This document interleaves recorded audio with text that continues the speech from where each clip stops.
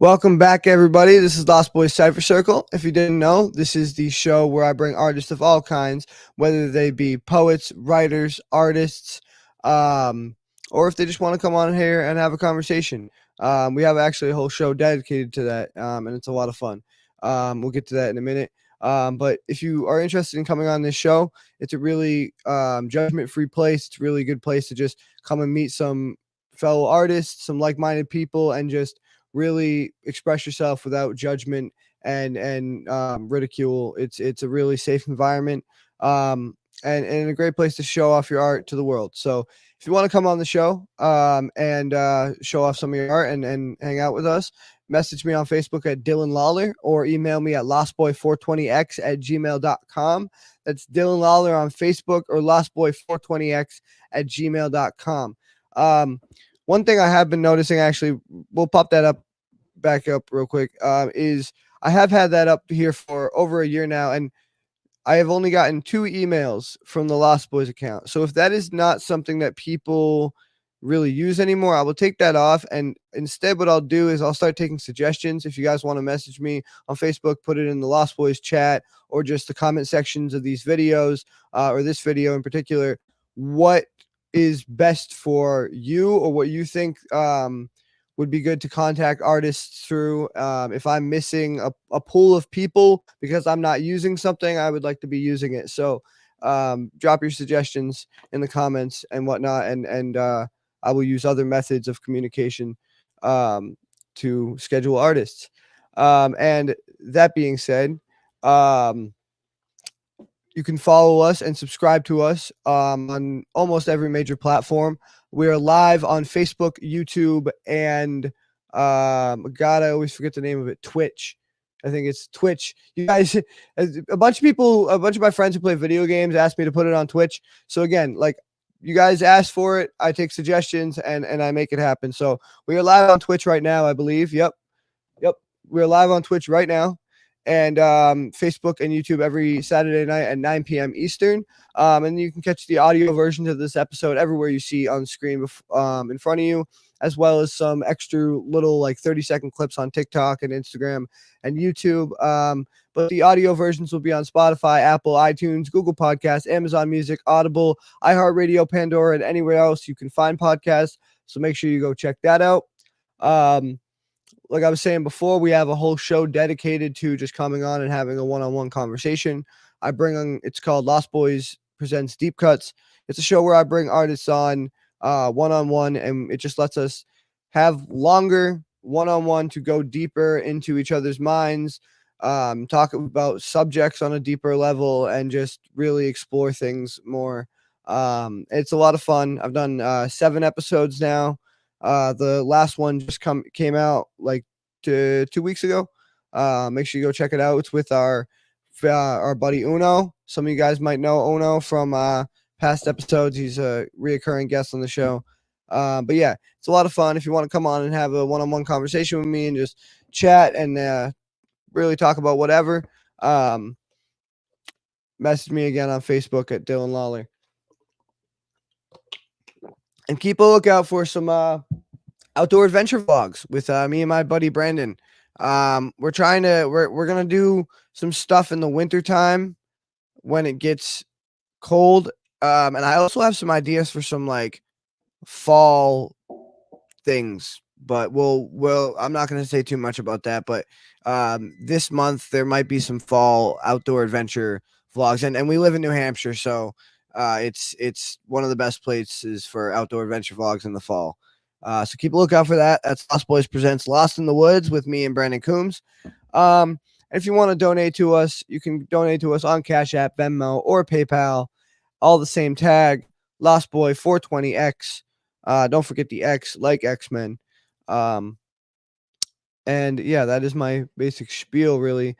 But before we get into the show, as always, I do like to kind of give a trigger warning because of the subject matter of this show.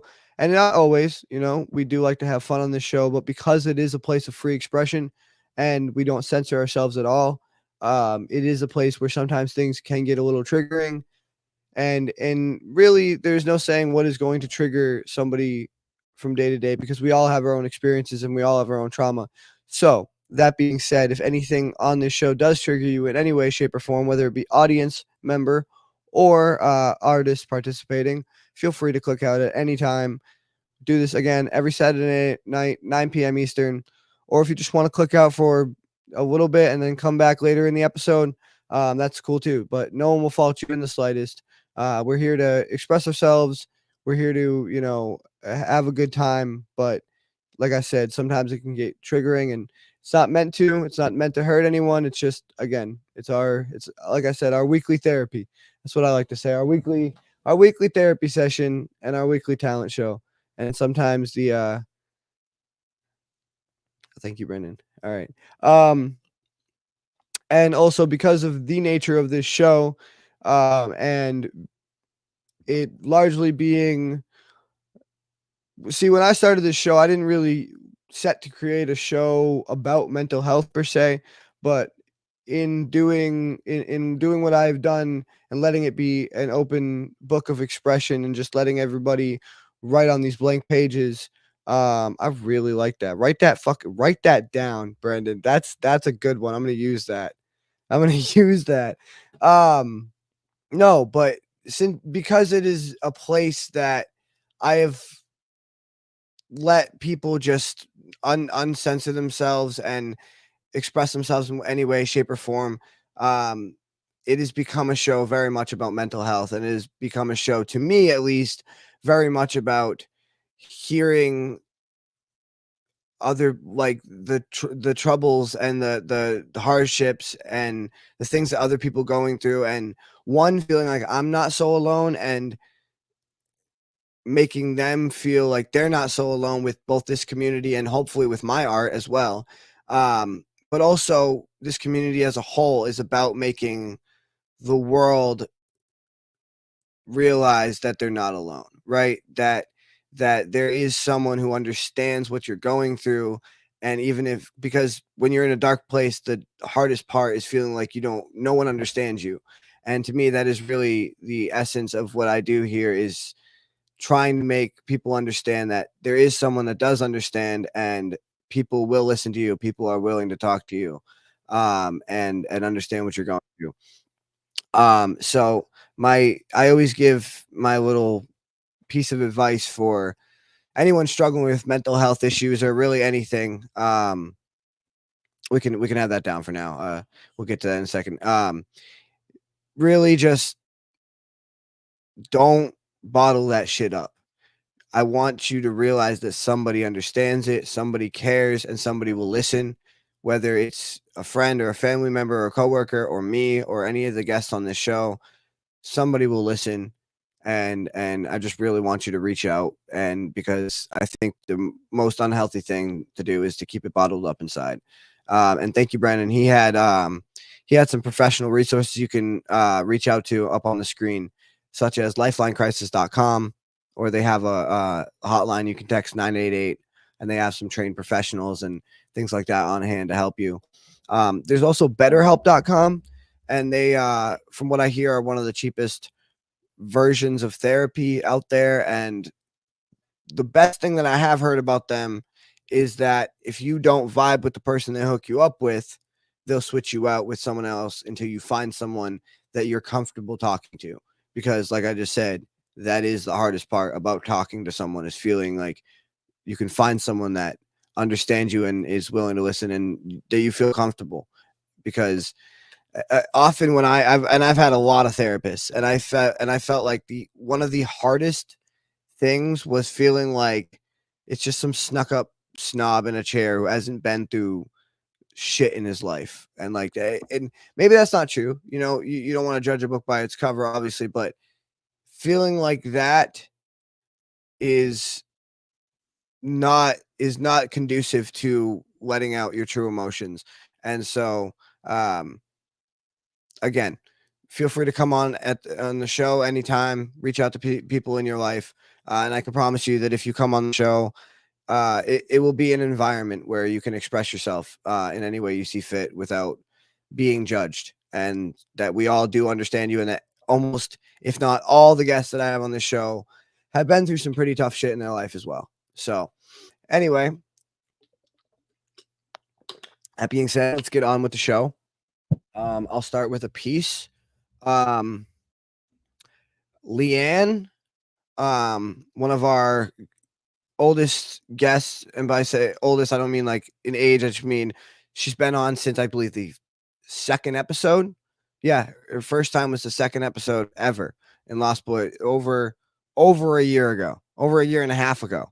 And she recently messaged me and asked about a poem that I wrote called "The Devil Went Back to Georgia," and it is kind of a it's a very short poem, but it's kind of what happened after the devil went back to or the devil went down to Georgia song.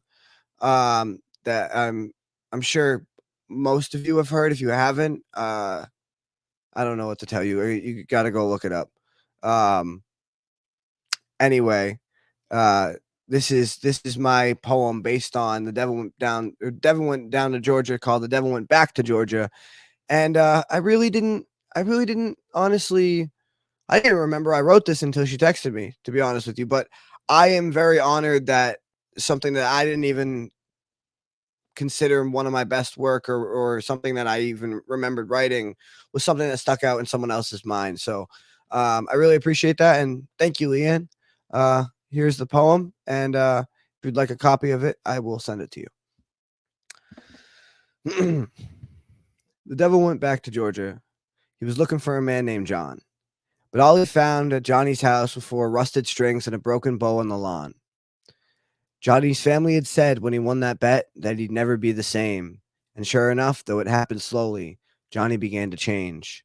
All that gold carved a hole and left nothing in its place. See, for 10 long years, Johnny tried to get up and walk away, but he couldn't escape the feeling he felt when he held the fiddle and played. It gave him all the things that he thought that he had craved, but it couldn't buy him a single friend to stand beside his grave, besides the band of demons that played love songs at his wake. And so the devil finally stole the soul he had traveled there to take. Very short, very sweet. I wrote that over 2 years ago. Um, over three, I think.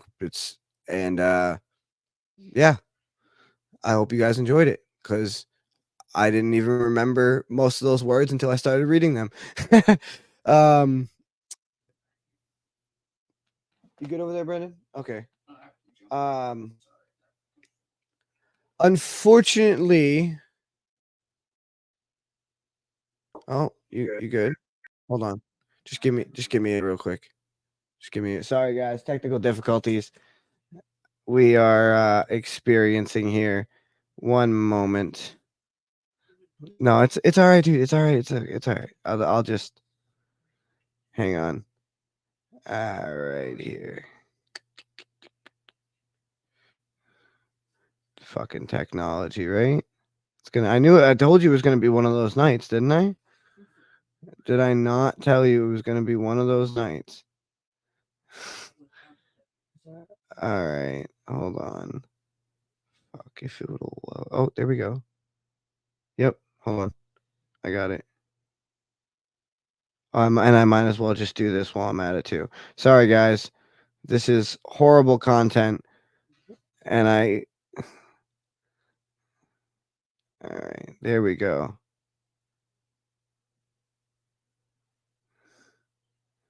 It should work now. I'm just waiting for the little spinning bar to stop.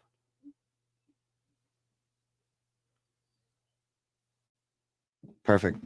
All right, you're good. Sorry, guys. Moving on. I'm gonna bring Lawrence up.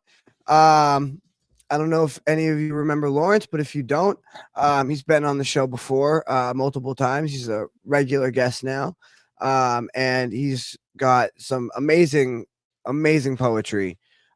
He's a poet. He's an author, and he's a teacher. You can follow him on Facebook at an unexpected poet and author. You can go find his LinkedIn account that has everything at Lawrence Bechtel. He has a Reddit that's you dash kindly 1882. And then he has a Quora, an unexpected poet and writer. His Instagram is xlarrybearx. And if you would like to take a master writing course with him, he has 2 available. The Inner Voice of Poetry and Finding Your Voice in Poetry. And that is on Udemy. I believe I'm saying that right. Udemy. And that is where you can find Mr. Lawrence Bechtel. And I'm gonna play his flyer and get him up here. And I apologize ahead of time, guys, if these aren't your most recent flyers. They are what I found saved in my database, and it was last minute crunch time because we had a lot to do this week. But anyway, here's Mr. Lawrence.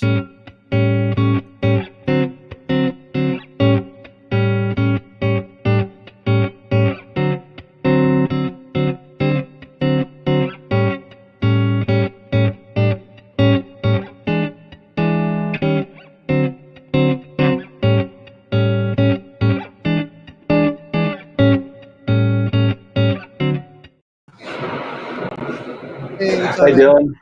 Good. How are you? Overworked and underpaid, but I'm still here. It sounds like it. Sounds like you've been burning the candle at both ends, huh? Literally and figuratively, yeah. I mean, it's fucking sun up to sundown at work because of Wow. some things that happened. Yeah. Yeah, we had Gosh. a debacle, and I'm always the one to pick up slack. It seems so. Yeah. Well, Just is you're what it amazing is. to take on all that. It is what it is. But yeah, yeah. And I have to tell you, I listened to Eminem's new album, Fuck yeah. All and I right. was really, really amazed at what he's done. When I look at all of his works since I remember back in the '80s to where he is today, phenomenal. I just have to say he has 90s, but yeah. really done well, and Oh, actually, even his themes in this music now is so much better. It's so grounded, and I felt like he really was reaching a better audience than he has in the past. yeah. No, I felt the same way exactly, and I think that he really nailed it on the head with like because no matter what, there's always going to be like, oh, you should have done this, why didn't you do this, blah blah blah. And Eminem more than anybody gets that. For it's like Right. when he's Slim Shady, they want Eminem, and when he's Eminem, they want Slim Yeah. Shady, and it's like, Yeah. you know what I mean. But And, I think he found the perfect blend, and not only that, but I think that his use of AI technology goes to show that like people when we think of AI, we always think of like the Terminator, and it's like yeah, the he's machines are going to take over. kind of showing the other side of it. Like, look, this technology can be used to make something beautiful. It can be made used to make art. You know what I mean? Right. And like, and I think the way he did that with like making his voice sound like the old Slim Shady, and then Right. he did an 11-minute clip. You should go check it out. It's like an interview with himself, and it's like Okay. he AI's his face over his old face Yeah. over his new face, or his And recent face, and then has the yeah, voice, and it's I I did wonky. see It's that. really fucking crazy to watch, but I like did. Yes. I'm a fantasy and sci-fi nerd. You know what I mean? Okay. So that to Yeah. me was fucking sick. Like Slim Shady just stepped out of a portal from the past, and like, you know what I mean? He created a whole story. It was fantastic. You know what I mean? And I did see that. Yes. Yeah, the concept. I I love did. concept albums. I love Yeah. concept albums. They're And just they're the to best. me, it felt like, yeah, exactly. It felt like he's grown up, and to hear him talk about his child, or Haley, right? It's his Mhm. daughter. Yeah, she's got a podcast of her own. It's called wait for it, Just a Little Shady. Just a little shaky. It's called Just And a Little. and to me, it was heartwarming to hear him sing about leaving a legacy behind and being able to be that model for his child and her child, right? Because she had a child recently. Yes, Haley had no, a no, child. she didn't have a child, but she Oh, showed him the ultrasound. She okay, that's what announced it it was. to the world, and she showed him by show. Very She announced it to the world in her father's music video. Like Yes. Okay. before the music video or before the song. Yeah, no, before the music video it was actually. Yeah. So Yeah. so what happened, and she did it, she talked about it in her podcast. What happened was he wrote a song for her called Temporary, which is a song for her when he passes away. And That's the right. chorus is Yes. sung by Skylar Grey, which is, Yep. by the way, side note, Skylar Grey, fucking amazing, one of the best singers and songwriters ever. And she wrote Love the Way You Lie, not Rihanna. Just want to get that out of the way. She wrote that song. Yeah. Anyway, Wow. Eminem wrote Temporary for his daughter, and it's a really, emotional song I about, did. him being when he's passed away. And then um Yes. they wanted to make the music video. So he was like, oh, it would be cool if I could shoot some, take some of the old home videos that I made when we were kids and then splice them in with new videos of us hanging out. So they got the Yes. camera crew or whatever, and they took new videos of like them just go like walking in the park and like, or just sitting on the step. And so Haley was like, okay, this is when we'll announce it.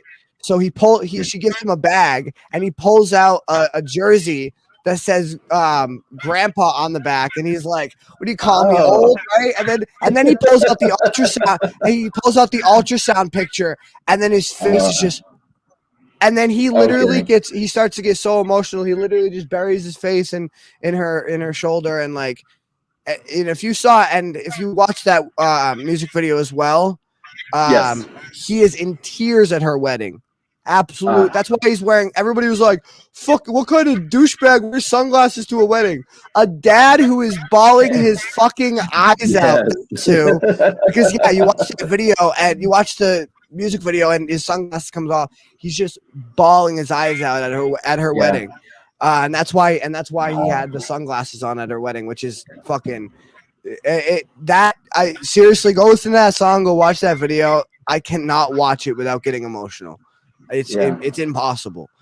Yeah, I heard that song Temporary, and it brought tears to my eyes, and it actually helped me with a poem that I wrote about for my eulogy that a friend of mine's going to sing now. Instead of reading it, she's going to sing it. Oh, that's amazing. I think, yeah, you did that one. You've done that one on the Yep. show before. Yep. I I did it remember as a that. poem, but she actually has put it to song now. So That's because that amazing. just inspired me. It was just wow, it was really good. But Hell yeah. and that poem that you just read, it was spellbinding. Even as short as it was, it just brought me in there and captured me. It was really good, Dylan. I Thank can you. see why Thank they you. I thought wanted to bring that back. I did my Halloween piece last week on the Yeah. 26th. And now we are just a couple days after Halloween, and I was like, well, I mean it has the devil in it. Like, it's kind of Yep. it's still coming off the heels of Halloween. It has kind of a eerie, mystical vibe, and someone had texted me about it and said that they liked it. So I was like, Yeah. yeah, sure, I'll do that. And thank you. Um, I'm glad you yeah. enjoyed it. So what do you The two got pieces. tonight? Yeah. Yeah, go Two ahead. pieces, even though they're dark poetry, because I haven't done that yet, they're not geared towards Halloween season or anything. It's dealing with a lot of the darkness that I've had in my life, and it's been my therapy to release the energy, the dark energy that's been inside of me for so long. The addiction, the homelessness, the bad relationships, the physical abuses that I've experienced in my life. So it's my release. All right. Absolutely. So the That's really what like I said at the beginning, it's a therapy session. That's what our art absolutely. is for. So what's the first one you're gonna read? Yeah, just to say about the two classes, fantastic group of people. I have 25 and 30 in the other one, and all of them say that what we go through is such therapy for everybody. I mean, it could be just I had a bad day and I want to write about it, or I'm having a bad relationship and I want to get out of it, and that's where I'm helping people find that inner voice to be able to speak about those things. Oh yeah, man, I like that. So, Absolutely, All yeah. So, right. guys, one more time, go check out on Udemy the Inner Voice of Poetry and Finding Your Voice in Poetry, where Yep. he does writing classes. All right, man. Yeah. So, Yeah. what's this first one? So, yeah, the first one I'm going to do is what lies beneath the water deep, Okay. and this is a little bit sensitive, and just to let people know that I don't intend it to be a flashback. If anybody's ever experienced a drowning sensation or has had a near-death experience, that's not the intent of this poem. This poem is to express how death has died inside of me, and I've been able to release it. Um, real quick, because I think you had sent me the I title. was going to do The title that what I had lies. was no. The title I had was just a little different in wording, Yep, and I wanted to have the yep, correct wording up there. So, one more time. yep. What lies beneath the water deep? I've Okay. changed it 3 times now based on a lot of really good feedback. So that's the Okay. final draft. What Okay. lies beneath the water deep? All right. I will type that out and get myself out of here. Yeah, yeah, no problem, no problem. Sorry to change it at the last minute, and I just tweaked it a little bit more, and it's a better title now. All right, here we go. In twilight's cloak, on waters still, I drift through a fog-bound thrill, death's silent form, a pleading eye into my life, a wild heart's shadowed elegy. Its gaze met mine, dark beneath reveled, in murky glides where fates are sealed. A giant brush, a final trace, before it vanished, leaving grace. But echoes survive in the waters deep, a call to dreams that dare not sleep.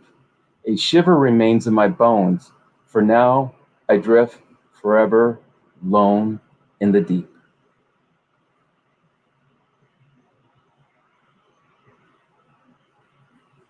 I like that one, man. I like that. Thank you. It's Much short. like mine, short and sweet, but you know, has enough I guess depth. Yeah. And Metaphor enough depth, I guess you could say, in right, both metaphorically speaking and right. you know, but I really like that. That actually reminds me of a piece that I did called Beneath the Surface. I don't know if you've ever heard it. Ah, I'll have to no, no, but I'll yeah, have to send it to you. Beneath yeah, the Surface is about anxiety. The whole yeah, thing is much like yours. It is built on the metaphor of drowning, um, and just and I'm just like relating the feeling of drowning to anxiety. But I love okay, how you took your personal struggles and worked them in with those. Sorry about that. Worked them in with the metaphors. And you know me, I'm a big metaphor guy. You know, yeah, yeah, whenever an artist is able to take a metaphor and just stretch it, yeah. and really, you know, make me And I immersed in like, that environment. yeah, and I teach a lot of my students to start with an adjective that you're drawn to and then build outward from there. So you have your adjective, and then what is it describing? And then what is it acting on? And then start looking at the rhythm of how the poem's going to work. Is it going to be ABC, ABC, or is it going to be ABD, AB, ABD, and so forth? Mhm. And I tell them all the time, spend the $2 and get a monochrome because that will help you keep your timing down and that will help you see visually and hear your rhythm. Yeah, yeah.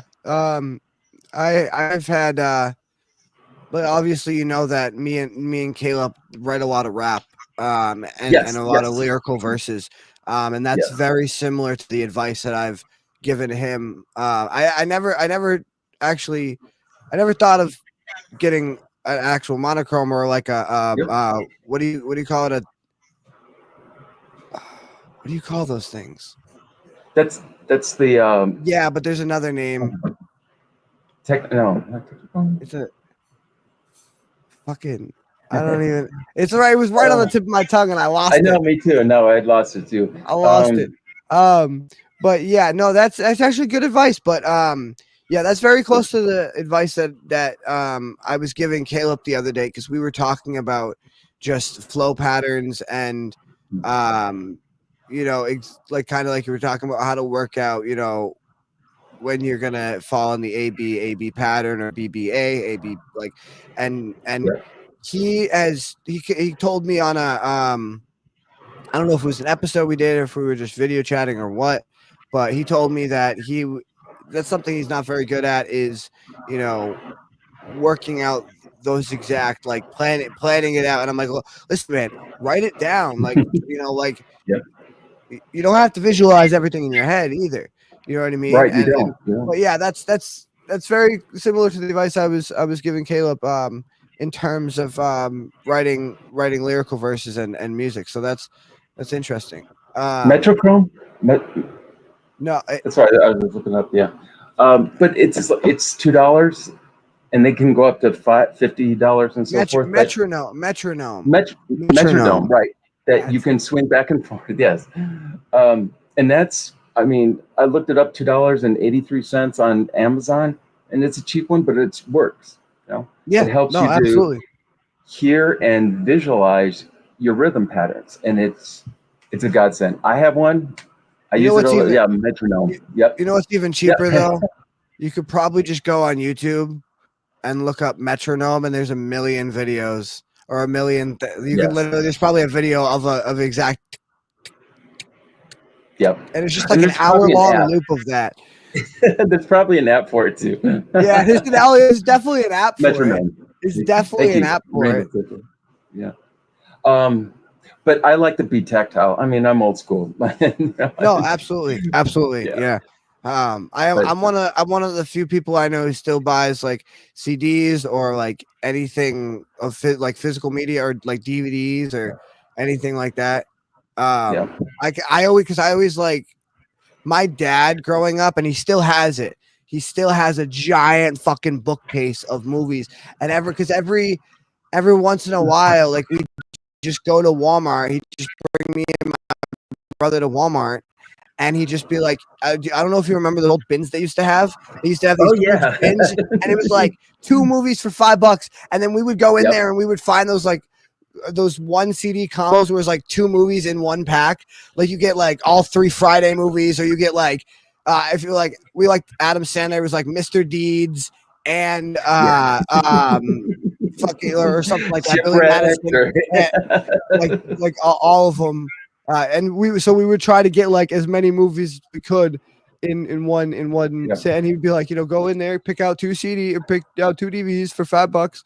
And then he ended up with just a huge bookcase of shit. Yeah, it's funny the technology thing, how that goes, because when I was babysitting between the age of 12 and 14, one of my neighbors had a whole room dedicated to VHS tapes.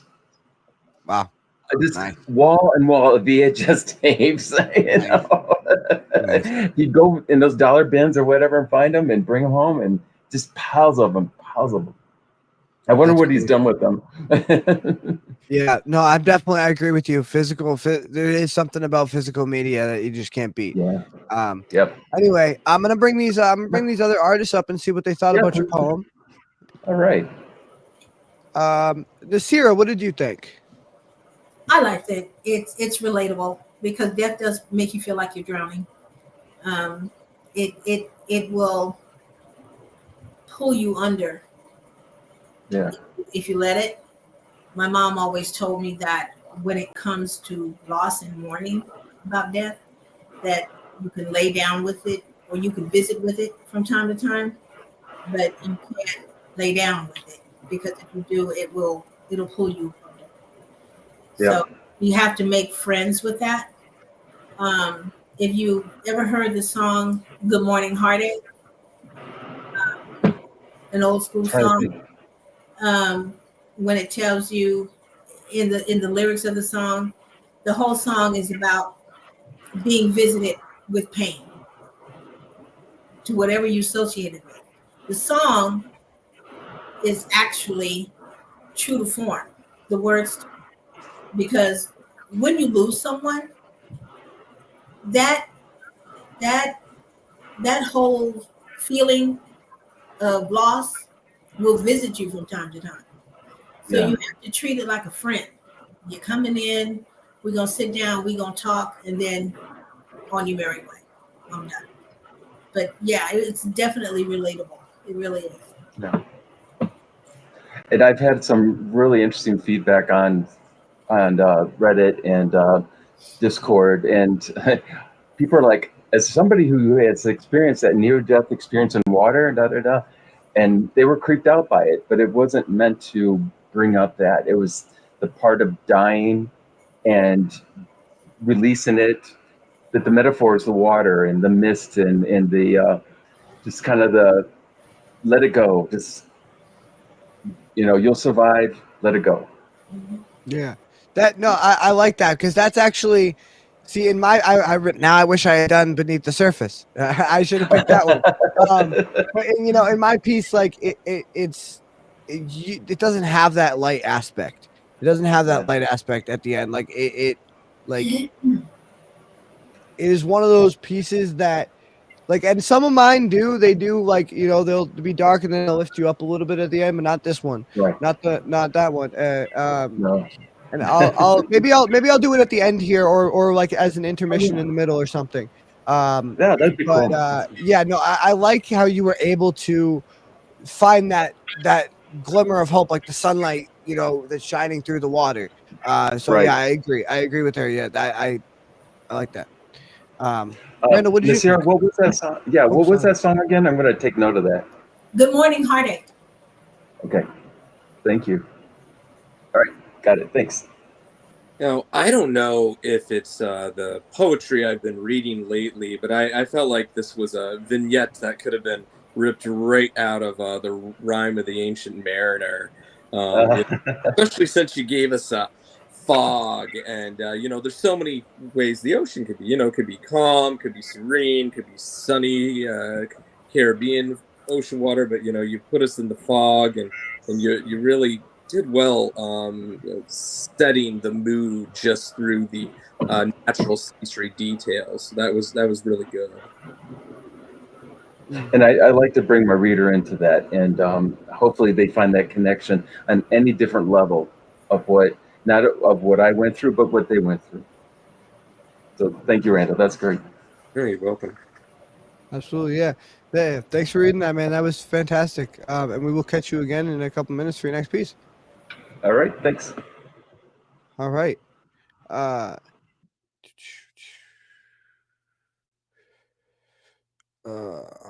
right. Now we have my fucking computer not loading again. Now we have Randall coming up.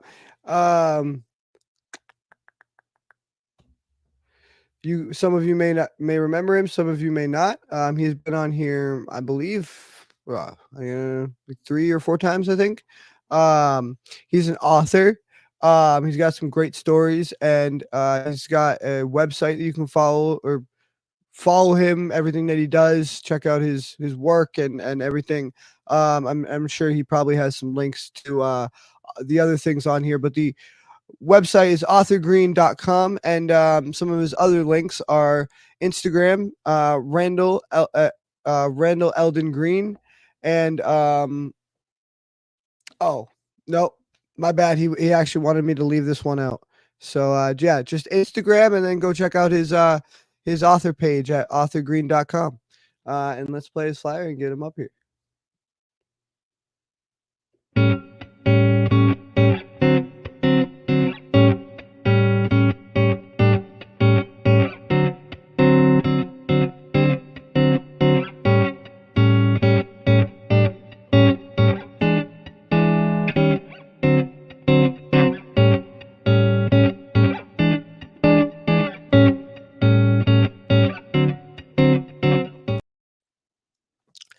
I left it out, and then it was on the flyer anyway. So Yeah, whatever.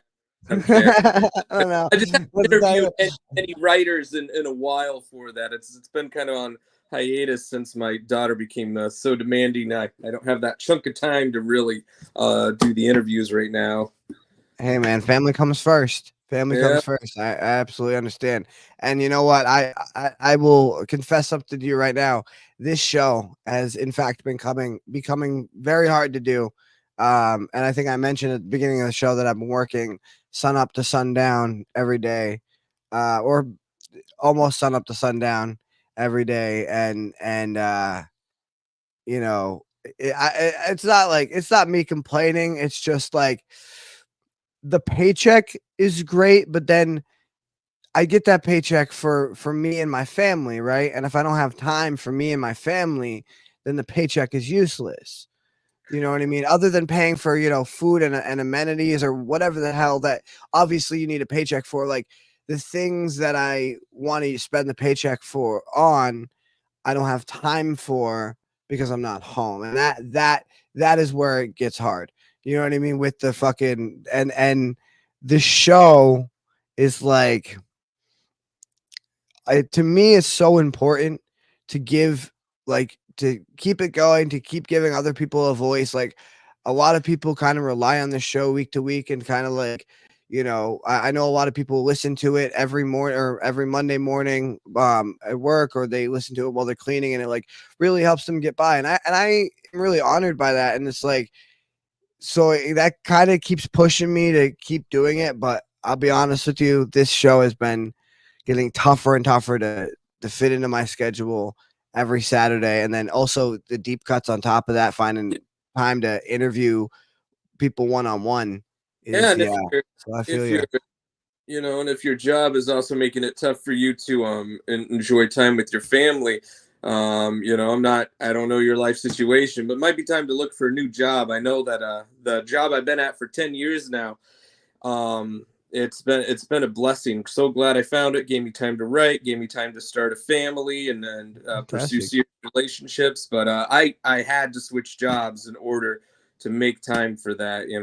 I was working hard, working too much, and it was too stressful. Even See, though I I made mean, money at the other job. yeah, no, I mean, and that's the thing is like I can handle 40 hours. I can even sometimes, squeeze 50 or 60 into my week. But when it's 50 or 60 every single week, or you know what I mean, Yeah, or 70, whatever, it's like, and don't get me wrong, I did have today off. I have Saturday, so I'm not again. I don't want to turn this into a fucking bitch fest or complain. Also, my boss's wife follows me on Facebook, so I don't want this to get too. That's not what I'm saying. I do enjoy the job, and you're right that it's you gotta have make the time to write and do the things you love, and that's really what it is you sign up for a 40-hour a week job, and then things go wrong that even your boss can't control. It's not like he's making them go wrong. Shit just goes off the handle. And here's the thing, I could say fuck you, it's 4 o'clock, I'm going home. I could say I have my legal right. I have the right to say it's 4 o'clock, I'm going home. But I'm the type of guy that's not going to do that. You know what I right. mean? I'm the type of guy who's going to stay there and help. You know. I So understand. You're the same way. yeah, yeah, yeah. Anyway, what you been working on? What you got for us? Oh man, so I'm gonna read a couple of fall themed pieces today. So they have fall vibes, whatnot. So Nice. yeah. So hopefully this is seasonable where you're at. It's been really warm here. Finally cooled down. Yeah, no, I have red, yellow, and orange leaves, and then 75-degree weather, and I'm like, what the fuck is going on? It's literally November 1st. It's I know. I know it's New England. So we're in New England. We're at New Hampshire. So this is where everybody comes to be a tourist Oh, this time of year to like take pictures and of the yeah. foliage and the leaf peepers they call them. I don't understand why people don't come out here to Nebraska to look at the corn become all dry and brown. That was good. That was good. Yeah, so Yeah, well, wait a No, but it didn't really make much sense to me. I was out there in 75 degrees, weather on November 1st, the day Yeah. after Halloween. I was like, what is going on here? Just last week, my daughter found dandelions at the park, and I was like, "That's so Hey. unseasonable." It's cow farts. We'll just keep telling ourselves that. Yeah. Anyway, Just ourselves that. All right. so what's this first piece called? It's called Irony. All right, irony. Irony. Gonna- Yeah. A little. I'll tell the backstory about it after. All right. I'll get myself. Yeah. 1. He sits with the pumpkin between his knees. It's not a large pumpkin, but it's orange and ripe. The stem is a dry, dead brown. The kid is wearing blue jeans, green sneakers, and a striped red and navy jacket. There's a knife in his mouth, and the knife is being plunged into the orange pumpkin. The boy has no arms. He's sitting on the front steps of a little white house looking out on a yard with a scatter of yellow leaves. Any observer might ask, what's he going to do when he cuts the top off? How will he get that pumpkin's fibrous goop out? But no one asks him. He keeps sawing away slowly, cutting through the thick shell. An observer might cheer him on or simply say, why not just give the kid a paintbrush and some paint? Let him grip that in his teeth. Decorate the pumpkin as best he can with a scary face, a black cat, or a ghost. But there's no one outside with him. He's all alone with a pumpkin between his knees and a knife in his mouth, armless, bobbing his head up and down. 2. A young woman holding an empty glass pitcher walks down a hallway with brick walls in an apartment building. She's holding the pitcher by the handle, and then she takes it, and she smashes it against the wall. There's glass everywhere. She's got this hair that's cropped all short, and she's wearing a purple scoop neck tee, pink moccasins, and blue cotton sleep shorts dotted with clouds and mimicry of a happy summer sky. Oh, but look closely. Just above the neckline of her t-shirt is the word irony written in thick black marker. And look at her face. This was not what she meant to do. Look at her looking at her hand in that astonishment, and then watch her run. Observe how she flies away, still holding onto the handle of that broken glass pitcher. It's like, though, this is what she should have been doing all along, smashing and running. 3. Drool is flowing down the knife and is pooled around the stem of the pumpkin. He's still sawing away at it, all alone. The young woman is running down the street. She's still holding on to the handle of that pitcher. She looks over at the boy as she's running. She stops. She watches him. Hey, she says. The boy looks up, sees that she's dressed all wrong for the chilly fall air. She walks into the yard, drops the handle. He notices the word written on her chest, but doesn't know what it means. The boy nods at her. She walks up to him and takes the pumpkin out of his lap. The knife drops from his mouth. Then she hefts the pumpkin up and tosses it onto the sidewalk. There are pieces of pumpkin everywhere. He looks at her in astonishment, looks at her placid face, those pretty gray eyes, and can't connect those hands with any of it. She looks back at the boy looking at her and tells him, this isn't the first time I've done this. And then she runs away. Thank you. Ooh. Ooh. No, you should have been on our Halloween show. We had the rats. Or no, not the rats, the spiders and the bats. We had the spiders and the bats out. Oh, yeah, I do have a rat. My daughter with toy spiders and bats and skeletons. Where do you think I got these? Oh no, for some reason, yeah, 5-year-olds just well, actually, I don't know how old your daughter is, but this kid just seems to love spiders and creepy shit. Um, but yeah, dude, you should have been on our Halloween episode, man. That was a great Halloween piece. Yeah, That I was a was big. fucking Was it would fan. Yeah, I really like that, man. That was fucking fantastic. Well, that's a little Halloween rollover for you guys. A little Halloween. Yeah, that was, dude, that was amazing. And you really always have a way of making, like, adding this intensity and this and don't take this the wrong way, but like you adding this like serial type killer type vibe when you're writing from the perspective of somebody, because this is not the first time you have written from the perspective of somebody dark and fucked up, or written a character that's dark and fucked up and presented it on this show. And so when you do that, you have a very good knack for imbibing that character and just having, giving off the intensity that is apt for that story. Very good narration, very good storytelling. Yeah, so Fantastic, man. this story came out of a writing exercise from a little book called 3 a.m. Epiphany, I believe. It's funny enough that this piece is published in a magazine called 3 a.m. Magazine. You can find it. They have it up on their website if you ever want to reread it for some reason. But the I had this book. I went to a creative writers group I was running, and I pulled out a random exercise and had us do this.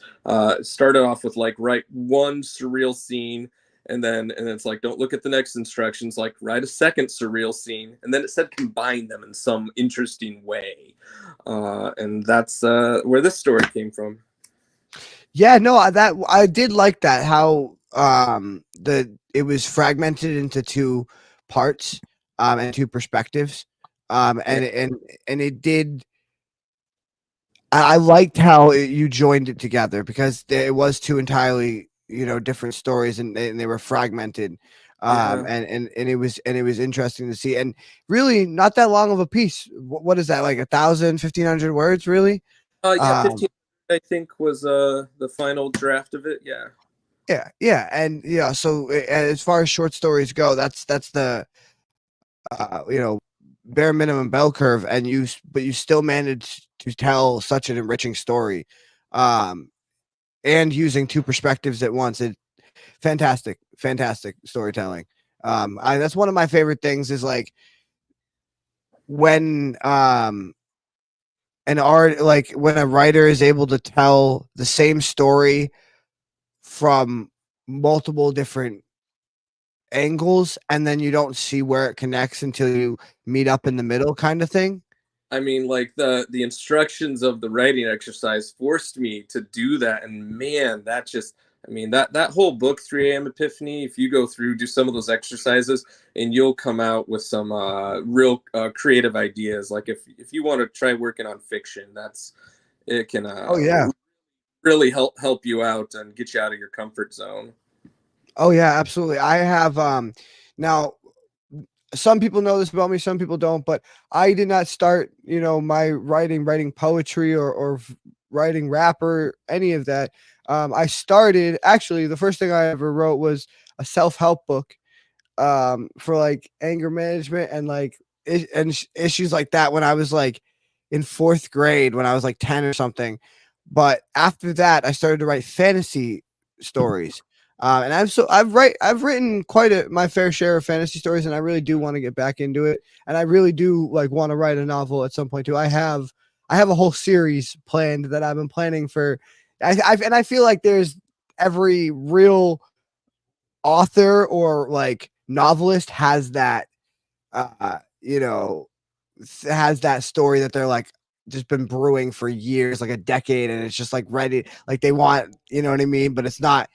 They want it to be so perfect that it's like, I don't know if you have that, but I have a No, passion project that I am eventually going to turn into a novel. And you'll write it, I believe. Actually, the other day at work, I was like, let me see if I can remember every big novel or short story collection that I want to write and haven't got around to writing yet. And yeah, I filled up a whole page. I have many of those simmering in the background. some of my most interesting pieces have come from like writing prompts like that. Like I've been published in a couple like short story collections, and one of them was it had to be 100 words. And I don't know if I'm sure you do, but I don't know if the rest of you know how much 100 words is. But that's like a paragraph at 11 Arial font. All That's right. like fiction, man. Yeah. And it is not that much, and it had to be it was a Halloween themed spooky story, and it had to be 100 words. And it actually came out fantastic. I can't remember fuck all what it said, but I know that it was really good. And if I could find, because I have a copy, we did, because even though I was in the thing, I was in the anthology, they didn't send me a free copy. I had to go buy it. Yeah, it was ridiculous. It was because it was done through my school, so I assumed that they would just send the school copies for each student that well, it wasn't participating. There was a list of kids, and basically like 30 or 40 kids sent stuff in, and only got like 3 or 4 got selected out of them. And I assumed that the people who got selected to be put in the thing would get sent free copies of it. And no, my mom went and bought copies because they didn't send us fucking copies. So that's awful. At least it can try to be happy. Come on, publisher, get with it. Yeah, and then one of the other stories that I wrote it was actually, I think, in that same writing class was it was called I believe I called it Cliff of Dialogue, and the writing teacher challenged us to write a story using no exposition at all, only dialogue. You could only say he said or she said. That's the only exposition you can use. And he's like, he said, I don't care. I was like, how am I supposed to do that? He said, I don't care if it ends on a cliff, just fucking make it happen. It ended on he meant a cliffhanger, right? But I decided to make the story about 2 brothers. One brother was trying to talk the other brother from jumping off a cliff, and at the end of the story, you just get oh wait, no, don't, and then and so, but I couldn't say he jumped off the cliff, or I couldn't I had to infer it all in dialogue. Yes. So and then I put it on his desk, and he read it, and he's like, I didn't mean literally. I didn't mean. But yeah, some of the best. I love writing in just dialogue. That's I probably mentioned this before, but in 2018, I challenged myself. 1 story a week, only dialogue. I couldn't even use he said, she said. I restricted myself to nothing but speech. I mean, it was almost like writing plays in a way. But in fact, the book editor at Corona Samizdat just contacted me to let me know that they're starting to work on the book. So hopefully in a few months here, it will be released. Fingers crossed. Wow, that is. Yeah. I struggled to do it once. You did it. that is a challenge, man. Fantastic. Fucking amazing. It was fun. Yeah, the book will be called Blabber Chat Shout. I'm sorry, I should say that again. Blabber Chat Shouting Match 50 Dialogue Only Fictions. Oh, hell yeah. All right. Yeah, dude. So. Fantastic. As always, fantastic fucking work. And as always, congratulations on being published, because I can only say that for a handful of my work. So fantastic, man. Congratulations. And I'm going to bring these other artists up real quick to see what they thought about it. Yeah. Love that you fused them both together. That was really cool. That really was. I like it. Awesome. Thank you. I'm having a little trouble hearing you there. It was good. Yeah. Really good. Well, thank you.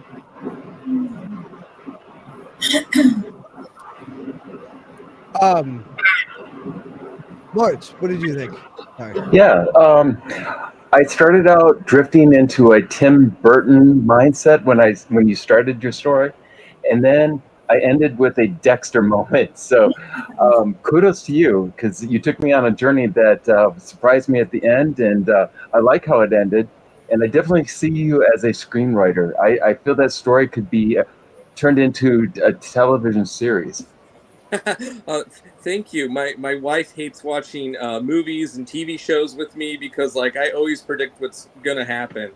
Yeah. I remember like we started watching like the first like few seconds of a Breaking Bad episode. I'd be like, if I wrote this, I would just have them try to kill the fly the entire episode. Lo and behold, that's exactly what the damn writers did.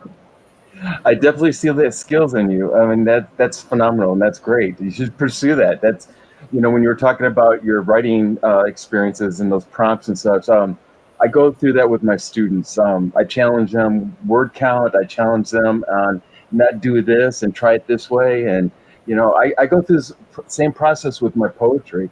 I mean, that last poem, I've rewritten it probably 5 times. Yeah. A lot of my things I'll have 15, sometimes even 20, 30 drafts if it needs it, interested in keeping the story live and perfecting it, and making myself a better writer. I mean, that's how I started writing short fiction. I wanted to write novels, but man, writing short stuff can just teach you like, element after element. Not good at dialogue?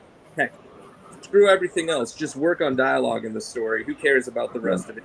Work on transitions. Wherever you're struggling, you can use short fiction, poetry, whatever, to work on that aspect alone. And eventually, everything starts to come natural to you, and you start combining it all together, and you no longer have just the ingredients, but the whole cake. Yeah, I liked how your poem did take me from that Tim Burton mindset all the way down to that Dexter moment. That was really cool. Kudos to you for that. And I've started writing a novel, and I've rewritten it probably 3 times already, and only have gotten into probably, it's a 3-part trilogy. I've gotten halfway through part 1, and I've rewritten it probably 5 times. Yeah, it's gonna take a while at that pace. Yeah, I have all 3 stories outlined. It's just that dialogue and that transitions, and it's like, how do I make it interesting, and how do I make it go this way but not this way? And then I'm trying to be the master of twist. I'm trying to be the next M. Night Shyamalan. Skeleton, like I don't always even have that when I start a big project. I'm not always the most organized writer. And sometimes you just gotta let the art speak for yourself. You gotta let the characters go where they want to go and do what they want to do. And sometimes your story ends up being something that you didn't know it was going to be at first, and because the characters decided, I want to fucking do this, and because you made them so real that they have their own wants and wills now, and they just decide to do what they want, and you kind of just follow this. You're following the story where it goes, rather than the story following you. You kind of get what I'm saying? That's excellent. That's excellent, Bill. Repair damage done by going off plot. Yeah, you're right. I face that all the time. Every time I get an idea for a story, I know what my plot is. I know what I plan on writing. It's just like the one that I'm working on now. This was supposed to be a 2-book thing, and now it's turned into a trilogy, and it might be. And that was not my plan at all. Amen. I feel like I'm not alone. Stuff happens, and I'm like, oh my God, this is going to go into a book 3. Oh my God. And now that I'm in the 5th chapter of the 3rd book, it looks like it might possibly be 4, which will make my book happy. But excellent. No, I everything that I've written has always, I know it's good when it just takes off on its own. Yeah. I have to choreograph it all the way through, then something's wrong. And so far, I've been blessed where that stuff just don't happen. I just let it go. You got some inspiration working. That's excellent. That's some good advice. That is very good, Ms. Sarah. Thank you. Sometimes it's bad because the book that I'm working on now, I actually procrastinated for the first time only because I realized I got to kill one of my characters off. And, and I'm like, you haven't touched the book in a couple of days. Well, no, it's because I know I got to kill her, and I don't want to kill her. But if I don't kill her, the book is not going to progress. It's not. I don't see anything else. I'm like Muad'Dib in the desert. I can't see what's going on because I need to drink the water of life. Everything is black, and I know that if I don't go ahead and do this one thing and kill this girl off, the book is not going to go where I need it to go. It's like that movie with Will Ferrell, Stranger Than Fiction. You know, the writer's writing his life, and she needs to kill him. And she's Yeah. And it's funny to talk about killing off characters because I wrote a short story about my life, and I brought my character, who was me, up to a point where I killed him off. And my therapist goes, "Why did you kill yourself off?" And I said, because I didn't want that character to go through the next 20 years of what I've gone through. You know? And my therapist looked at me and goes, "Really?" And I'm like, no, I didn't want that character to continue on. I thought I wrote dark stuff. I like that though. That's actually a very interesting take and angle on that. Yeah. I like that. It's fantastic. Well, thank you for reading that for us, and we'll catch you again in a few minutes.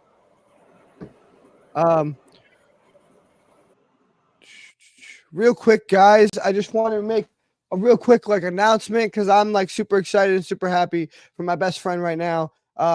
He's in Ohio, and his first child was just born 30 minutes ago. He texted me as Lawrence, I believe it was when Lawrence was reading. And I've just been trying to find a moment to just say something about it. Evelyn Rose McGlone Lavoie, Evelyn Rose, was born half an hour ago. I'm so excited for you, bro. Congratulations. Dude, your whole life's fucking about to change, and it's so crazy to think we were fucking just sitting in a car, fucking smoking weed, jamming out to music 3 years ago, and didn't have a care in the world, and now you're fucking taking care of children is fucking crazy, man. Just your life is going to be so much crazier, but I promise you it's going to be so much better. And I really believe that you're going to be a fucking amazing father, dude. So congratulations. And I just wanted to say that real quick. So, but next we have Mr. Sierra coming up. Mr. Sierra is an author and a poet. She's got lots and lots of books out. Some of which are the Kidra books, books 1, 2, and 3. They're out on Amazon.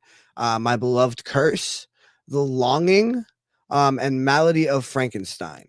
And I believe she's going to read from one tonight that I'm not sure if it is released yet, but it is a new work of hers. I could be mistaken that it is unreleased. We'll have her clarify when she comes up and talks about it.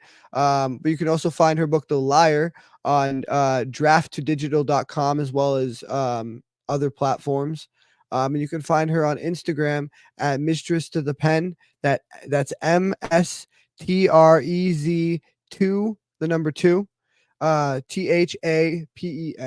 Mistress to the Pen on Instagram. So make sure you go check her out and all of her wonderful works, and let's get her up here.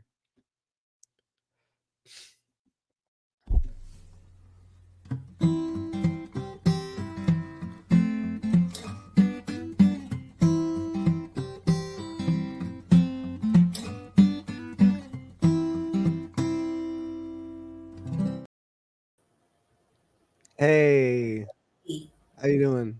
Okay. I have some interesting spellbinding news. All right. I am one of the recipients of the 2024 International Impact Book Award. Woo! I wish I had an audience a sound effect thing that I could press. That would be great. Just imagine it in the background. They're fucking going crazy for you. Congratulations. I got it for My Beloved Curse is what I submitted, and they held me hostage for 3 months. I didn't know what was going on, and then I got the email a couple of weeks ago saying congratulations, you're one of our winners. So now I got to go to Phoenix, Arizona to accept the award. It's a red carpet event. The news is going to be there. I'll get interviewed with it. Wow. It really is a big deal. And it is a long time coming. And I consider myself so blessed. I could not believe that I won. It still hasn't sunk in yet that I did win. That's amazing. That is absolutely fucking phenomenal. And I you know what? It is amazing for me because like I get to see the artists I bring on this show, right? I get to see their lives progress and the leaps and bounds that they take. And you know, as you just saw a moment ago, I am somebody who gets very excited when my friends have accomplishments in their life. Like, you know, my friend just had, you know, his first child, and I get to see all the amazing things you guys are doing, and fucking it, I just blown away. Fucking blown away by you guys. So congratulations. That is amazing. That is It, fucking amazing. it really, I wish I could come to Arizona to watch, but um, unfortunately, that's a little far. But I will be there in spirit. yes. Don't worry. I'll be thanking everybody, all the little people that helped me along this ladder of success. I will make sure that I am thanking everybody. But no, seriously, I'm just completely blown away. I really am. I've this is coming from when people told me that I would never be an author. Nobody would read my stuff. What I wrote was ridiculous. Nobody's gonna take you seriously. And these are from people who said they love me. Mm-hmm. And so now I get to say, yeah, yeah, yeah, yeah, Mm-hmm. yeah. Absolutely. Congratulations. Feels good, doesn't it? How you like me now? Absolutely. I love it. I love it. Yeah. So what are you gonna read for us tonight? Tonight I'm going to read a poem that's called My Draws. Okay. And then I'm going to read the excerpt. My second piece is going to read the excerpt um, from a novel that's getting ready to come out that's called A True Heart. So I was right. It is unreleased. Yeah, it's coming out probably around January, February, because most of the author houses, they all shut down about this time because of the holidays. So nobody's doing anything until after the first of the year. Melody of Frankenstein, we went ahead and relaunched it because remember that was a book that wasn't selling all that great, and I felt it was because of the cover. So we redid the cover on that one, and that one came out fantastic. So it looks more like it should look than the previous Nice. cover. That one has begun to sell. So Nice. I figured it was the cover that was keeping it back. And that's exactly what it was. So now it's progressing the way it should progress. So we're waiting to find out how many I've sold on that one so far. Nice. Congratulations. You'll have to send me a picture of the new cover at some point. Okay. And, yeah. I'd love to see that because I'm pretty sure you showed me the old cover last time when you were talking about it. But yeah, congratulations, and that is fantastic. So that is the new one coming out also going to be out on Amazon or? Yes, it'll be on Amazon. It'll also be on my publisher's website, which is Christine Gray, Gray, and it will get released to other platforms. She decided to put us all on different platforms to give us a better opportunity to sell, which was good because she felt that she was being chokehold by Amazon.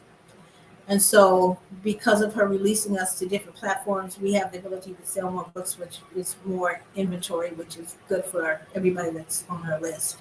So I've been seeing my stuff on Barnes and Nobles, at the Nook. I've been seeing it on iPhone, iBooks, Kobo. It's getting to the point where they're popping up everywhere now. So yeah, it's a good move that she made. Hell yeah! Congratulations. I love that. All right. Well, I guess we'll get into this first piece you're gonna read. My draws. If there's anything you'd like to say about it before I get myself out of here. This is just a situation that a lot of people have went through. Some people have faced, and this is my take on it. All right. Get myself out of here. Well.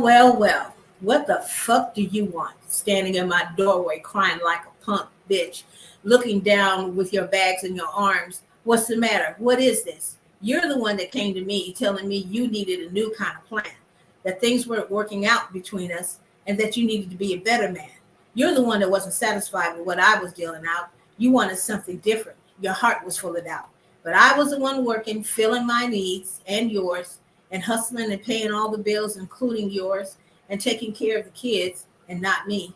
I put up with you coming home supposedly late working. Yeah, I found out you was working at the strip club, spending my money on hoes who were dancing on your dick and twerking. I put in 8 hours coming home, cooking and cleaning and serving my hips, even though you were undeserving. Then you got a bright idea. Yeah, you said I was lacking, that you couldn't, that you were going to leave, and in spite of my tears and my crying eyes, you sent your own self packing. You moved in with a friend of mine and thought you had gotten over, but the game you played backfired because I heard she had your ass working. She didn't even suck your dick, but your wallet made her money hungry pussy soft and wet, and got you scrubbing floors and filling your heart with regret. A little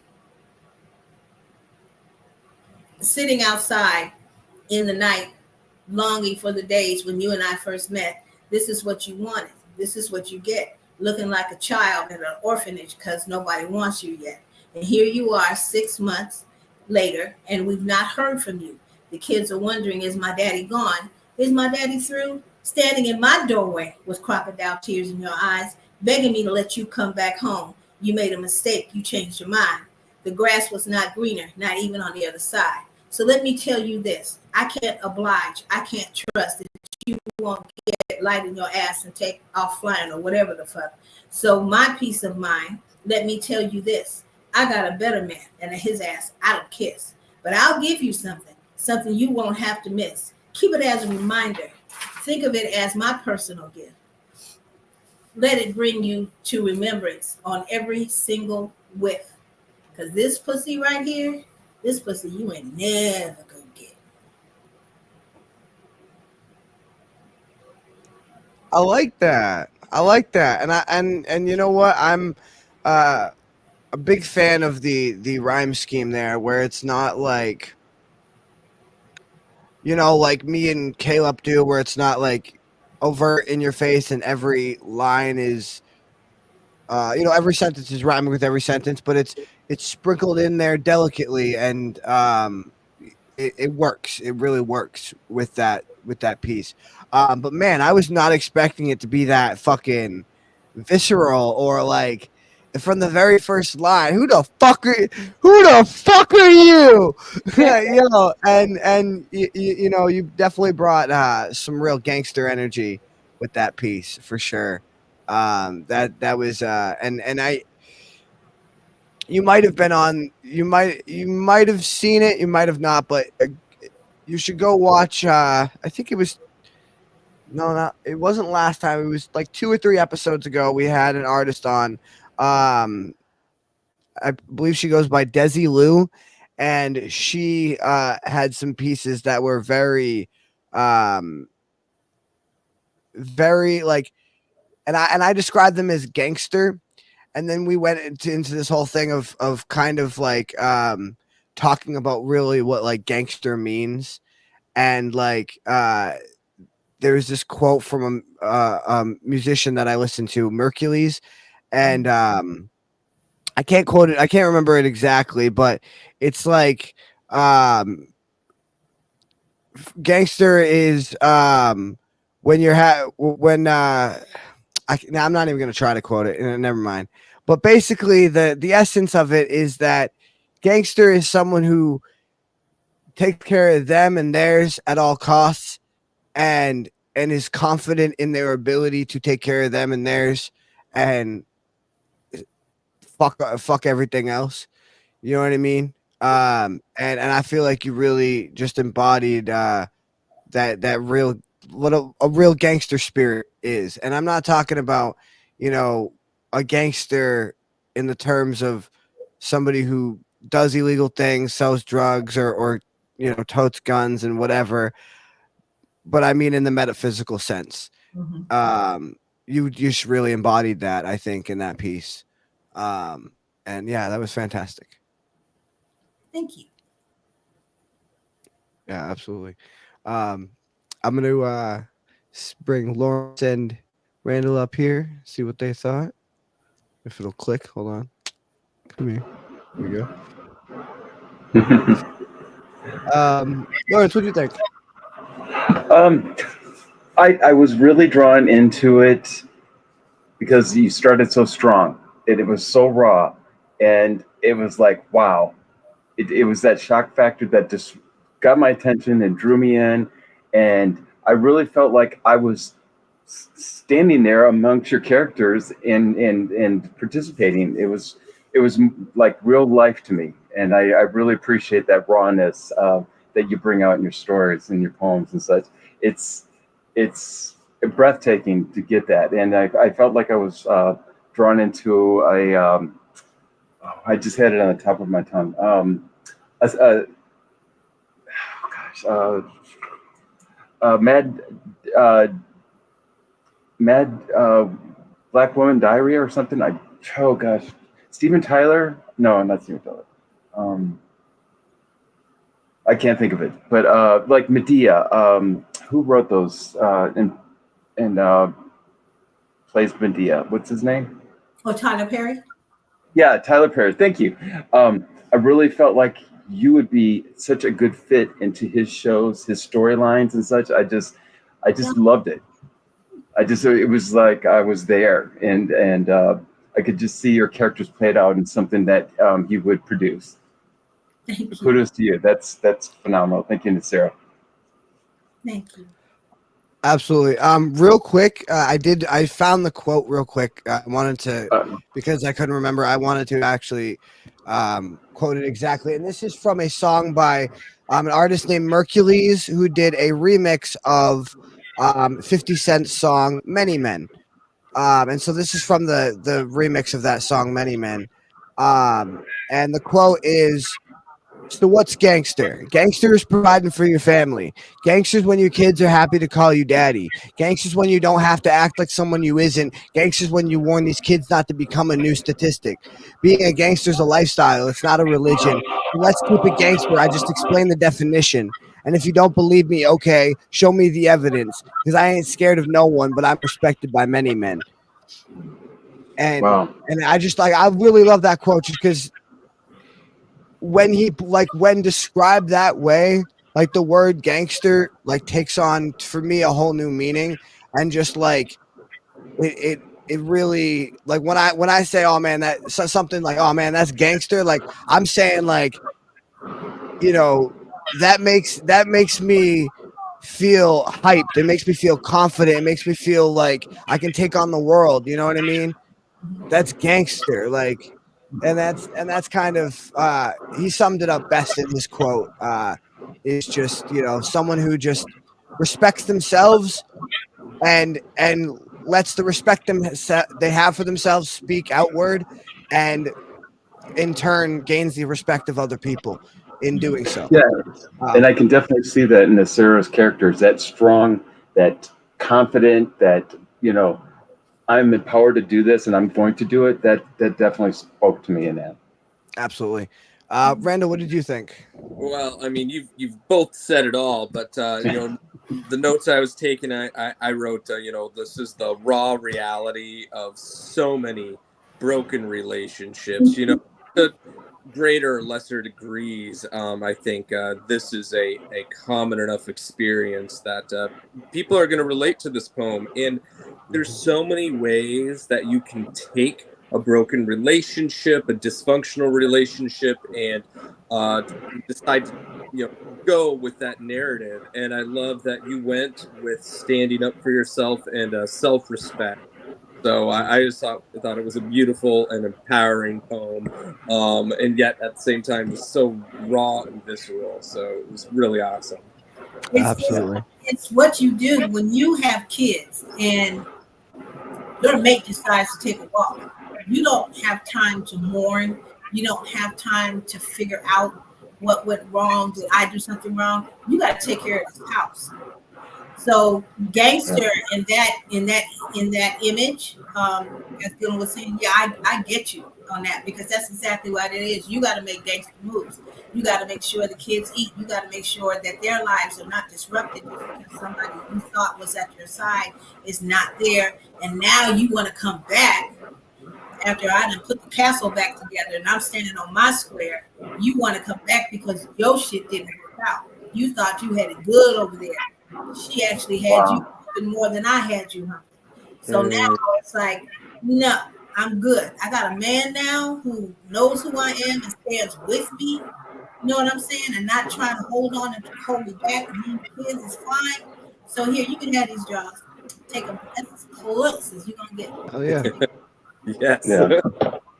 And I love seeing strong characters like that. That's just empowering. Very good. Absolutely. Absolutely. All right, so I guess we'll take a vote real quick. Do you guys want to hear my Beneath the Surface poem about anxiety? Yes. Yes. All right. Yes. Let's, Yeah. Yeah. Yeah. Let's do That's the consensus. Okay. All right. So I will get that up here, and we'll do that as our little intermission here, and then we will go on back to Lawrence. I think he's got something for us that he's working on, playing something in the background for us while he does. So while he gets that set up, I will get Beneath the Surface pulled up for you guys. Here it is. I haven't read this in God knows how long, so you know.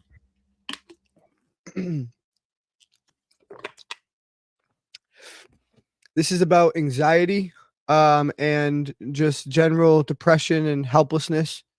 It's called Beneath the Surface.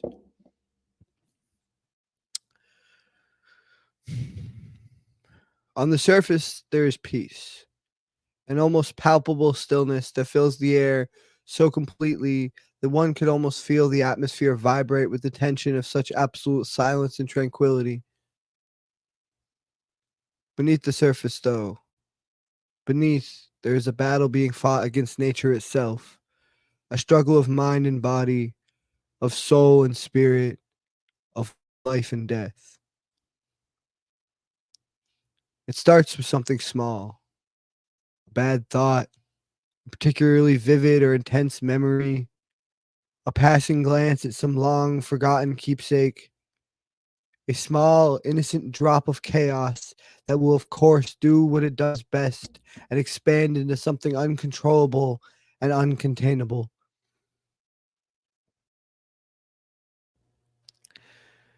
It comes over you in waves, like the slow creeping effects of a drug. With each passing thought, you can hear your blood pumping faster and your breaths getting shorter. You can feel the cold, merciless grip of something you can't quite name closing around your chest. With each breath you take, your lungs just seem to get tighter and tighter.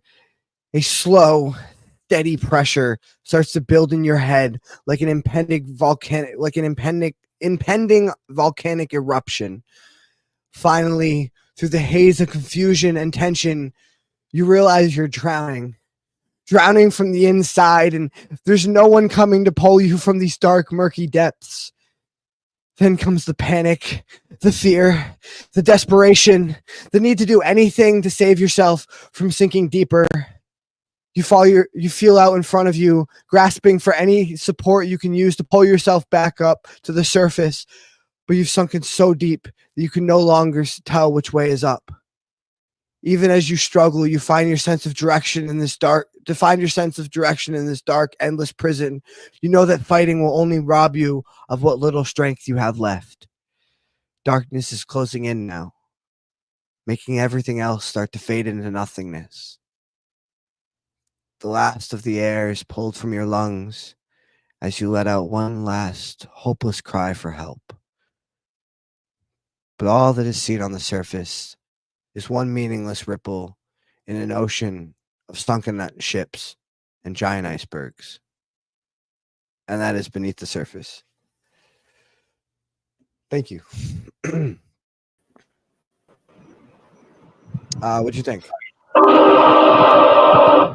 Oh, hang on. That was definitely deep. That describes depression. Yeah. I mean, it was like it's a mixture of depression and anxiety, and I think I wrote it like I originally. It was one of those pieces that kind of went both like directions as I was writing it. Like I was originally writing it because I was I was literally in the middle of having an anxiety attack, if I'm not mistaken, when I wrote that. And I was like, yo, I just need to focus my mind on something. And that's what I ended up focusing my mind on. But it anxiety and depression are kind of like interwoven in this kind of like peanut butter jelly situation where it's like you don't have one without the other. And so there's lines in there that are more about depression, right? About the long term effect of like feeling like you're just sitting here in darkness and you're crying out for help and nothing hears you and nobody hears you and like especially that last line where I was talking about the sunken ships and the giant icebergs. I was just like, well, it's like, who the fuck cares about my problems when it's all these when everybody else is sinking too? It's like, and with the internet nowadays, everybody's got a top story. I loved what I really loved about it was how you talk about the peaceful surface first, because then you go below the surface and you have all these different dichotomies at odds, causing all this chaos, a straight line drop of chaos. And then, but the surface and the beneath is its own dichotomy, and it just manifests as a real so sad. By the end of the poem. I thank you. I mean, I like that. That is the exact effect I was going for too. And it's literally just and you can almost picture it. Just that little. But like when you wonder how many, because I was wondering one day, I was wondering like how many times have we been staring out at like fishing, right? Or staring out at the ocean and we just see a one little bloop and something underneath the water just got fucking mauled and just torn apart, bloody and fucking, that's what happened beneath the surface. This fish just got torn apart, all bloody and gruesome. Above, we just, right? So it's like, and that's kind of the effect I was kind of going for. So I'm glad that you picked up on that. Thank you. You're welcome. Yeah, when you talk about the calmness, also this is what people see on the outside. When you have depression and you have anxiety, that calmness is what everybody else sees. But what you feel and what you're going through is the depth of where you are within that ocean. Because nobody sees that. That's why when people do stuff out of depression, like I'm going to use Twitch as an example, that calmness that we saw of him. That's why it was so hard to believe that he left us the way that he did, because he was in that ocean during that time. But we saw him dancing. We saw him laughing. We saw him being creative. That's that calmness of the ocean that everybody sees. That's the persona that he threw out there because he didn't want to let anybody know the torment that he was in and how deep he was in it. And he was definitely in it. But that calmness, that's what, to me, what it represents, because that's what you put out there. You put out there that everything is fine, when inside you are screaming like 15 screaming meanies. But what you see is that everything is fine. That's why you described this, the surface, the peaceful surface, full of tension. Like it appears so peaceful, but man, that tension's just waiting to break. Literally, just yeah, exactly, and that is what. See, like I said, I'm from New Hampshire, and I do a lot of fishing, and I've done a lot of either right at dusk or right in the early morning. The best time is right in the early morning. Sit by a swamp or a bog or just a little pond and just watch that fucking surface, man. You can feel the tension is like it's palpable, like you can feel it. You can feel it. And that's just something I grew up with like as a kid, and I wanted to like capture that too in the piece. It's just that because that is one of my favorite things to do. Also, when I'm depressed or I go for a walk to clear my head, is go and I sit and I go and I find a pond and I sit and I just, because like that pond reminds me of like, I don't know, it just levels me out, and it reminds me of my own, mental waves or whatever. Yeah, this is why you're such a good poet. Like I really don't know any good poets that don't get themselves out of nature at least once in a while. You need that sort of a reflection of the natural world in order to write good poetry. Even if your poetry is all confessional, self introspection. Mhm. I think Absolutely. that Absolutely. One of my favorite poems I've ever written. Speaking of demon, it starts it's my demon and me talking to each other, and it starts with the demon speaking to me, and and the first line is, listen up, Dylan, I'm talking to you. It's 3 a.m. It's dark in our room. Go put on your coat and put on your shoes. Pull up your hood. Now let's walk in the moon. And it's like literally when my fucking demon flares up and like I'm the most whatever, it's like the first thing it tells me to do is go walk outside, is go take a walk out in the fucking, you know what I mean? So yeah. Nature is ingrained in me. I was raised in New Hampshire. It's a part of me for sure. Oh, Lawrence, I can't hear you. Hang on, you're muted. Go ahead. Oh, okay. So when you talk about that calmness before it's really breaking for somebody's going through depression, I've seen this in so many of my friends, especially when they've been abusing drugs and such. When they get to that calmness, I really worried that it's the end for them. And several of my friends have reached that calmness, and it's unfortunate, but that's a good sign to say, hey, if you know somebody that's depressed and they go into this calmness state, that's the time to really reach out and get them help. Mm-hmm. Absolutely. And you really hit that. That's good. Thanks. Yeah, thank you. All right, guys. Well, we're gonna move on with the show here. You ready for us? I think so. All right. We'll Okay. Hey, man. We're trying something new. If it doesn't go perfect, it doesn't go perfect. Nothing in life is, Okay. Yep. All right. So you have something you've written, and you're gonna play some kind of something in the background. Yeah, I'm gonna do some a musical ensemble to bring it up, and then it's going to go down and play in the background as I do the poem. Okay. All right. Well, what is this one called? This one's oh, sorry. Go ahead. No. Well, I was just asking for the title. I was just making sure that you have Abyss of Sin. The Abyss of Sin. Yes, I do have that one up here. Okay. Hang on. That's the one. Oh, sorry. The I and the N on sin got erased. Hang on. Okay. I don't know how that had happened. I and sin. Okay, there we go. Yeah. And imagine, all right, I will count myself out of here, and let's get to it. All right. Thank you.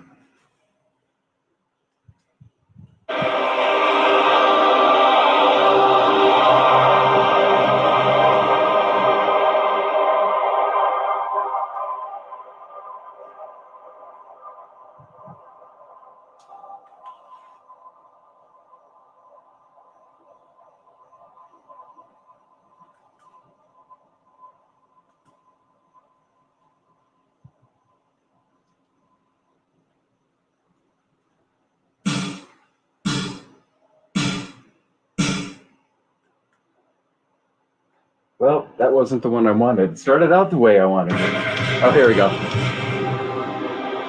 In the depths where shadows seek, where darkness finds its kin, lies a realm forsaken, cursed, the birthplace of all sin.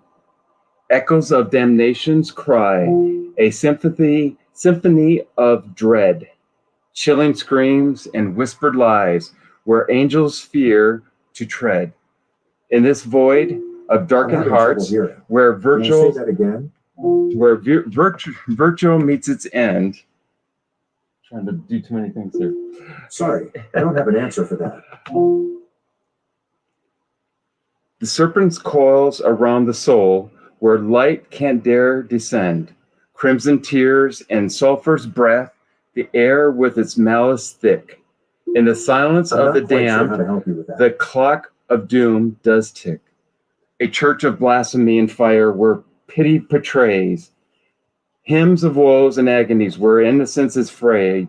The altar draped in shadows dripped with blood of sacred trust. An offering to the darkest night where purity's unjust. In the mirror's fractured grays, reflection twists and bend. A visage of corruption grins where sanity descends. Bones of saints are ground to dust and the prayers are choked with fear. In the sanctum of the wicked, no survivors, no sorrows will be heard. Gilded chains of sinful lust, they bind the wretched soul in the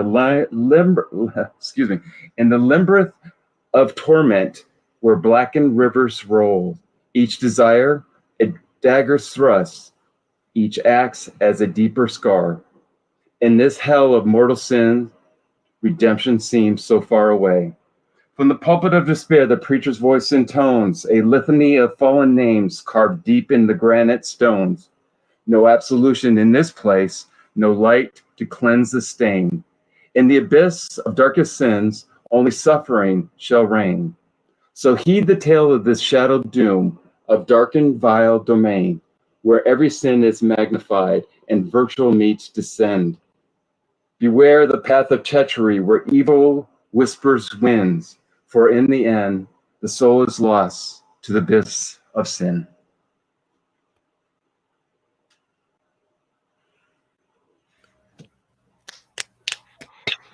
Congrats, man. Fucking hell yeah, dude. That was awesome. I was trying to get the music in because it was inspired by the song It's a Sin by Pet Shop Boys. Oh, nice. Okay. Yeah, well, like I said, nothing in life is perfect. It didn't work out quite the way you wanted to, but I mean, no, you did great. And you worked it with what you had, and I definitely saw like what you were going for, though. Like as though the audio quality wasn't the best, I did get what you were going for. And no, but overall, great piece, dude. As always, you always find a way to, embed your personal struggles and the things that you've gone through in your life, in your art. And your rhyme scheme was fantastic. And just fantastically written overall too. I wanted people to kind of feel that maybe Vincent Price was actually narrating that, and I've actually tried to do a reel with his voice doing the poem, and it kind of worked and it kind of didn't. So AI has helped a little bit, but it didn't quite get it done. But I wanted to kind of do that Vincent Price moment with Dante's Inferno, if you will, kind of take you on that journey through hell. Right. Yeah, no, I mean, I definitely got the vibes, and I enjoyed it. That was fantastic. Honestly, I would like to hear that if you could somehow find a way to do that and send it to me. Okay. I would definitely, I'd like to hear that. And you know what? At some point, if we get that worked out and get that recorded or whatever, I could work that into a flyer for you if you want. That'd be perfect, because his voice doing this was perfect. Yeah. No, looks sounds cool, and I think that would it might work. We could work something out. We could figure something out. But cool. Yeah, no, great piece, man. Great piece, and I love that there's a musical element to it. I always love when, like, and that's like I said, this part of the reason I do this show and I bring everybody on, right? Artists, writers, rappers, is because I love when different types of arts can be combined, because I think they don't detract from each other. They just they add and they make each other richer and more vibrant. you know, whether it's adding music to poetry, which or art or whatever it is, or dance is, I mean, Yeah. when you see some of these professional dancers, I mean, Yeah. fucking amazing. And that's just as much art as anything as well. It, You know, but and if I you ever, I really do love the melding of you know, the two arts. yeah, and this was a good exercise for me to tap into that Edgar Allan Poe type of poetry, and I, I studied a lot of what his poems represented, his style, his rhymes, and so forth. And believe it or not, a lot of what he's gone through in his life, addiction, depression, didn't have the heroin, but I had the other problems. It's kind of, it brought that touch of darkness that you need to write poetry like that. Oh, absolutely. And I have mentioned this many times. Edgar Allan Poe is one of my biggest inspirations, as a poet, as an artist in general. You know, just I have done a lot of research on Edgar Allan Poe as well, and just a lot of the things he went through. I mean, his mother died of leukemia, Yes. and I actually I found that out when before my mother had actually passed away, when she was still sick, but she it was a lung condition that she passed away from. So, you know, and as well as, you know, again, not heroin, but other things, as well as addiction Right. and other things that he went through. I definitely connect with him on a deep level for sure too. And I try to think about growing up. You know, homosexuality was a sin, and it's a sin, it's a sin, it's a sin, and Pet Shop Boys song talks about that, and it's not a sin, but it's perceived as sin. And you know, I kind of incorporated that into the poem too as well, because we grew up and we're told it's a sin, you know, but it's not. But okay, if you think it is, this is the darkness that you bring on to people. Oh yeah, man. I again, I am a big fan of your work, and Thank you. just keep doing what you're doing and keep using it as, more than anything else, a therapy, because that is the most important It part is. about it. That is It the is. most important part about it. And actually, I need to send you my mini epic poem series that I did for Halloween. Oh, all right, I cool, need to cool. send it to you Yeah, because yeah. it's Again, I'm sorry. I'm sorry phenomenal. we missed you. Sorry we missed you on the Halloween episode. Oh yeah, I it's all did right. actually. I did have a spot for you or whatever, but then you had something come up or whatever, and you know, I Yeah, I understand. wasn't. That's, Yeah, yeah. we I feel just you. getting out of the hurricane and fighting off depression. It Are was. I you in? wasn't feeling good. I didn't know you were in Florida. Yeah, yeah. I'm in Florida, Oh, geez. Wow, so man. we I'm just went sorry. through the Hurricane Milton. That's rough. That's I've seen it. I've seen it, Yeah, and my buddy Brandon was down there. He actually, fucking, this crazy maniac flew back on a plane. really. Yeah, flew back on a plane. Get this, flew back on a plane in the middle of the fucking storm. Oh my gosh. What was it? Was it storming when you? Well, they Was must. it a private flight or was it a commercial? No commercial. Really? And they flew, huh? No, I flew back right before Milton happened. I was in Florida for Helene.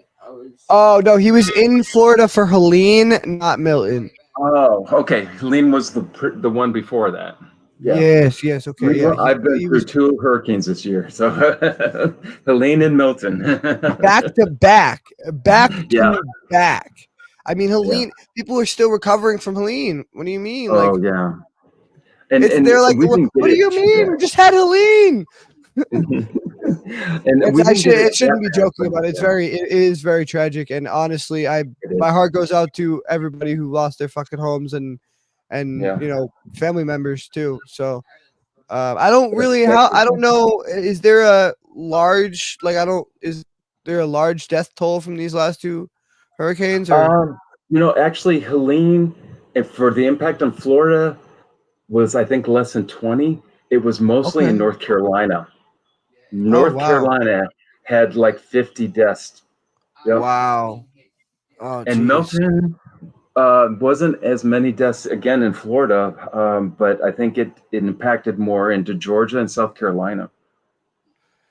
Damn. Yeah. Well, again, my heart goes out to the lost ones and the survivors. And I just And yeah. all I can say, man, is being a human is all about getting broken down and rebuilding. And that's Yeah. what life is all about. And that's what you do every day, every single day. So just be strong and rebuild, and just know that if you survived, it's going to make you stronger, because really it sounds corny, but what doesn't kill you I, really does make you stronger. I have to go. My partner broke down on his car and he wants me to call 911. Oh, I got to absolutely. go. No, go ahead. Okay. Sorry about that. Nope, you're good. No, family comes first. Always. Always. We always say that. All right. But it's time for our next guest anyway. And that was his second piece anyway. So thank you, Lawrence, for being on here. And let's get back. We got two more pieces to get to. Mr. Randall, are you ready? I am ready. All right. Let's what is the name of this? Sorry. The name of this is Bright Moon Over Lover's Bridge. All right. That is quite the title, man. That is quite Yeah, the title. I like that. yeah, we'll It's see. very like, I like the imagery there. It, like we were talking about, with my kind of water imagery. I like water, the moon, like anything, like these things calm me. I don't know what it is, but I love that imagery right there. I'm gonna drop myself out of here and I'll let you get to it. All right. The moon looks fuller, brighter when he's kissing girls down by the bridge. The one out on the far country road, seldom used, surrounded by miles and miles of farm field, but with a cusp of trees on either side of the bridge, on both sides of the river, affording ample privacy when needed. A place to spread a blanket, toss down a beer, toss off some clothes, with the nearest building being an abandoned church where a red Chevy Lumina sits rusting with no tires, no plates, and no history. And sometimes, in the midst of making love, he thinks that he can hear the occasional clang of an old brass bell if the wind is blowing strong enough and in the right direction. And it is as if it, the moon, were a spotlight made to illuminate him, Anthony. He is Anthony, not Tony, not anything other than his true name, and that it is his choosing to be known in his full, naked name, is a reflection of all he is. Height, strength, confidence. He is not square-jawed, a jock running the expanse of a sports arena. He is a man of youth, though, a handsome face, tan, dark brown hair, eyes that eat the light in and give it back in semi-sweet drops. And it is here he brings them, the girls from the school, lilied, twiggy, shy, but even the shyest wear lacy panties with swirls and hearts and sweet, silly words. Frequently the underwear is beribboned, a wrapping around their sex, a wrapping they long for him to tear off, open up. Their desire is for his desire to touch, taste, admire, try it on, and it's here where he waits for her now. Waxing gibbous, quarter moon, waning half full, even harvest all double in brightness when he has her, whoever, in his arms, and his eyes are closed, and her eyes are closed, and then they are unclosed, observing in that celestial light the nude figures of each other, brighter and fuller. And he closes his eyes now, listening. Only wind, a light wind, the water, She will be driving there. Her car smells like peppermint, her body like a foreign spice. She is special for many reasons, and because she is special, she is the only one that Anthony loves, has ever loved. He met her in detention. What had he done? Oh, yes, skipped out on gym class after roll call to study up for an algebra test. He went to that place he finds it is usually safe by the biology lab where they dissect things for the sake of learning about science. But it was not safe. He was caught studying. Poor thing. She took pity on him. She had not had him in detention before. She had not had him in any class ever. She teaches French and Spanish. She is also a speech and debate coach. She is young and pretty and 10 years older than Anthony. When did their whispers lead to kisses? Come by after school. I'll help you write that book report. Her mouth was full of lipstick. It stuck to his clothes, those clothes which luckily did not show in daylight, and her eyes were full of adoration. Who could blame her? Always a polite boy. Thank you, Miss Coke. That will really, really help me out. And who could blame him? Look at her. She is beautiful, a beauty just this side of sophisticated, a beauty to make her lonely. No worthy man on those gravel roads, not even on the main paved streets of those 3 or 4 blink-and-you'll-miss-it towns that are the biggest population centers around from which she can select a mate. Bumpkins. They're bumpkins, Anthony. You're so bright. So bright. You fucking outshine everyone. He knows when to kiss, how to kiss, and never asks permission. Just does it. He did it. She kissed back, her tongue tasting his teeth. They make it work, or rather, he makes it work, because he already knows how to meet in secret. Sure, all the girls before know about the bridge, but it's his place, and they've no delusions. They know they'd find him there nude, aroused underneath the glowing moon, ready to use himself to eclipse another beautiful girl. You are my first real woman. And who does she have to hide from? No shotgun-toting father, no alcoholic husband, no jealous ex, and even the neighbors are too busy at their TVs to be nosy about the odd hours of her departures and the early morning returns in the dark. She has her extracurricular coaching and an afternoon phone call to her mother, and that's it. It's good. Do you like that? I do. But she frets. She shaves her vagina for him, changed her perfume to something younger, sexier. She thinks she's too old for him. Don't cry, Jenny. She is too old for him. You need to remember to call me Miss Coke, she sobs. I will, Jenny. In school, Jenny. Anthony is waiting at the bridge for her, and she is late. He loves her, but she's late. Does she love him? She doesn't know. An occurrence repeated too often. Pacing her bedroom, no socks or shoes, usually in a dress, her school day attire of choice, debating with herself, arguing both sides aloud. If only she could give him a flower, command him to pluck the petals and tell her how she feels, she would. It is obvious, overly obvious, that she desires him, his sweet and strong body. He plays bass guitar in the school jazz band. He roofs houses with his dad. His father doesn't lock the door, doesn't notice his sneaking out or sneaking back in late. Anthony is a good kid, a good, handsome boy. She's a bad woman. She knows it. You're going straight to fucking hell, Jenny. She tells herself this often enough that there's a truth to it somewhere, at least either in the middle or on the outer crust of things. But here she is, locking the clasp of a little necklace with her long fingers, finding the black tights without the run in them. She had been wishing for his graduation. Still another season must come and pass before then, as a solution to her evil. But now she cannot stand the thought of his leaving. An image of him plays in her mind.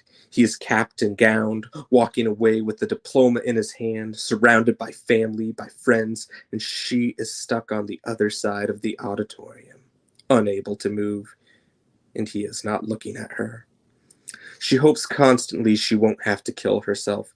She's been aware of that possibility since he kissed her, since she never said stop.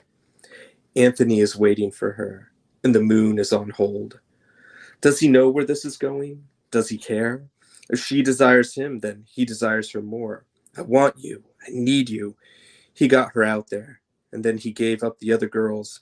Anthony didn't even keep one for show. No more messages spelling his intentions out.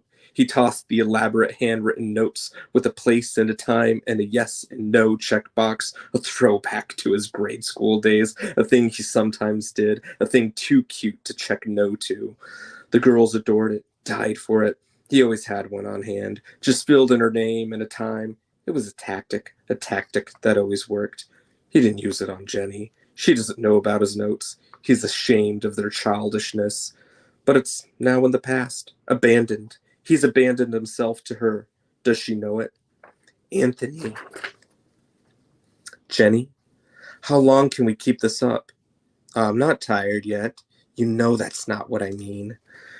She decides not to kill herself. Not tonight. Not while he's waiting for her on the bridge, under the moon, where his undressed body always looks the best. And she leaves late to meet him. They've been doing it 3 months, and it's starting to get cold. But he insists on being out there instead of in her big SUV. There's room, but you can't see the moon. And he can't see the moon. A cloud has crossed in front of it.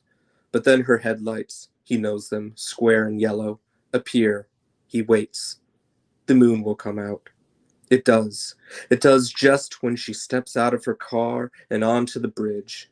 She's dressed for a date, a dinner, a very special occasion, not for a country road rendezvous. The moon is brighter, fuller, even though they haven't yet kissed. She is approaching, cupping her belly in her 2 hands and daring him to quit, even just for a second, holding her body in his gaze.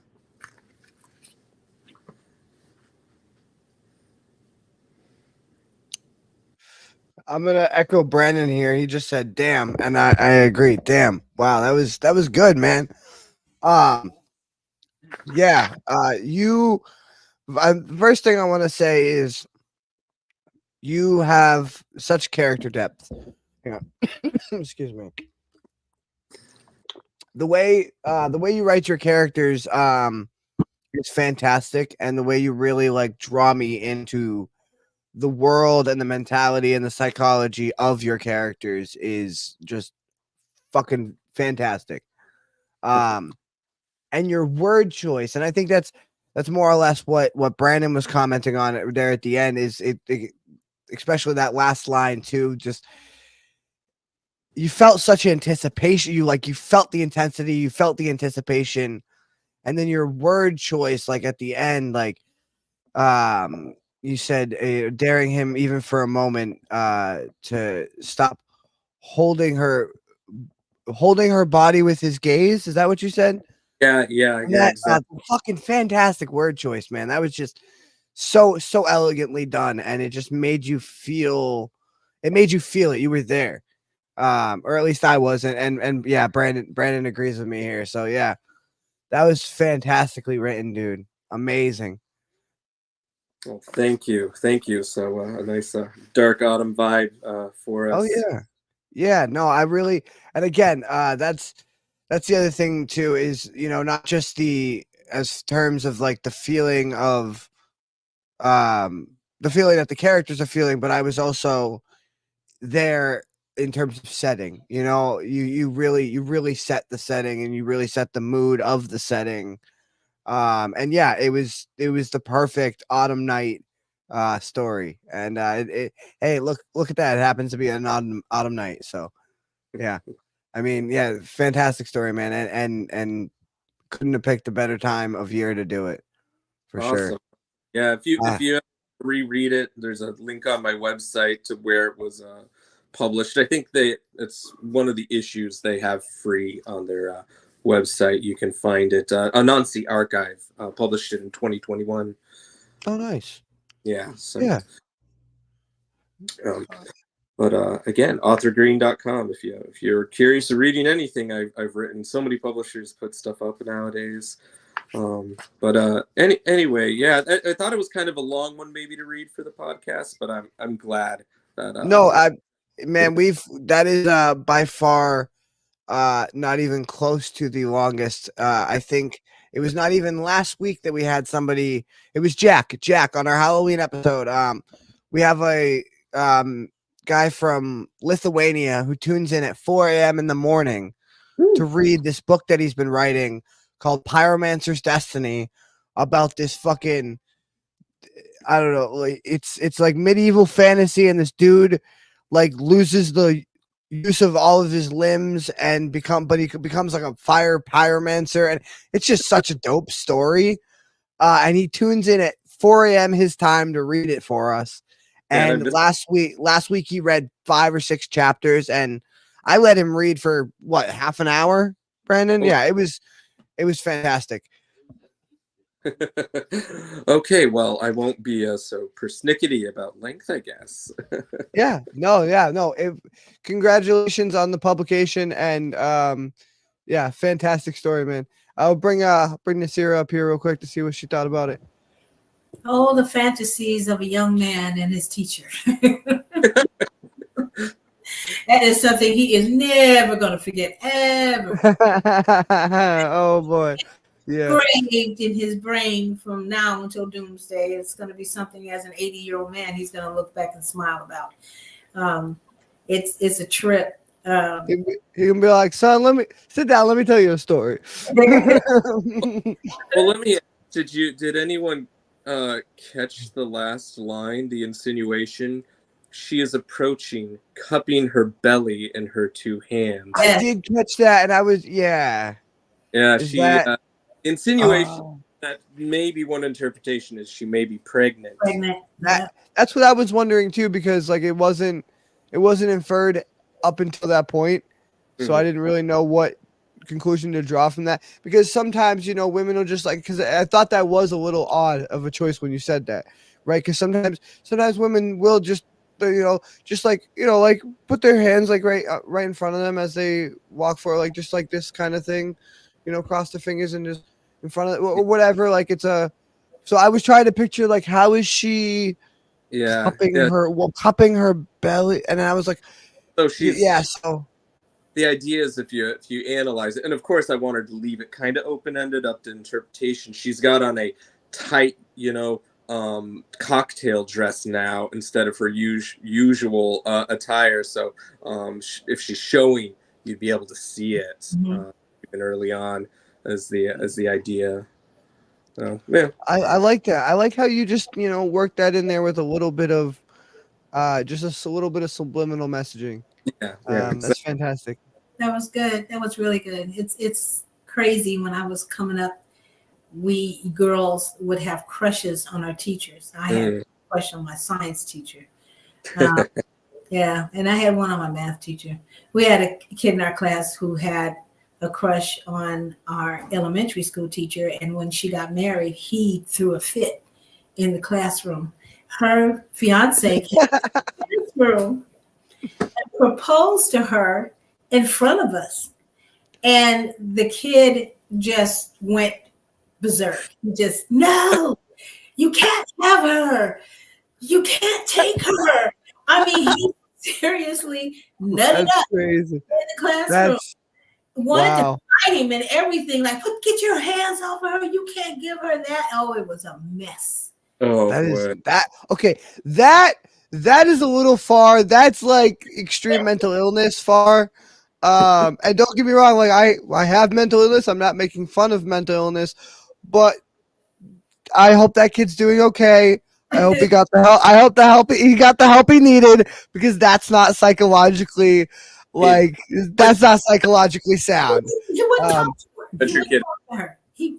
Every time we were in but also it is a little weird to propose just in a school in front of your classroom. So I think they were both wrong in that situation, and I think she must feel extremely awkward. But yeah, Brandon, do you remember the Spanish teacher? I never took Spanish, but you remember the Spanish teacher? Everyone remembers the Spanish teacher. We went to the same high school. Yeah, there's always one or two attractive teachers, but that is beyond this. That's a little too. That's way too far. Yeah, he had it up in class. He wouldn't even talk to her. It took him a minute. She would always call on him, and he just wouldn't say anything. He was just. Yeah, that's weird and awkward, and probably he's probably like the type of kid who had like journals of like written about her and like pictures of her and stuff. Like that's bordering on serial killer vibes right there. Yeah. But again, he was wrong to propose to her in a fucking dingy ass classroom instead of like on. Dude, he should have proposed to her. He should have proposed to her in the setting of Randall's story. That's where he should have proposed. Is a romantic bridge somewhere under the moonlight. Yeah, Yeah. But not in a classroom where you're gonna get a fucking fighting a kid. Growing up back then, we were still under the Cinderella kind of thing. Yeah. So for us girls, that was an awe moment. I was like, oh, look, he's getting down on one knee, her Prince Charming. And this one kid was like, oh, hell to the no. You are not taking Yeah, my wife. That's my woman. Never proposed to her in her classroom. No, that would have been chaos. Chaos would have ensued. She's a middle school teacher, so chaos would have ensued. No, I proposed to her at the restaurant where we had first met. So. Oh. Yeah, well. Yeah. Now knowing you are married to a teacher, congratulations and my condolences. We'll be poor forever. Yes.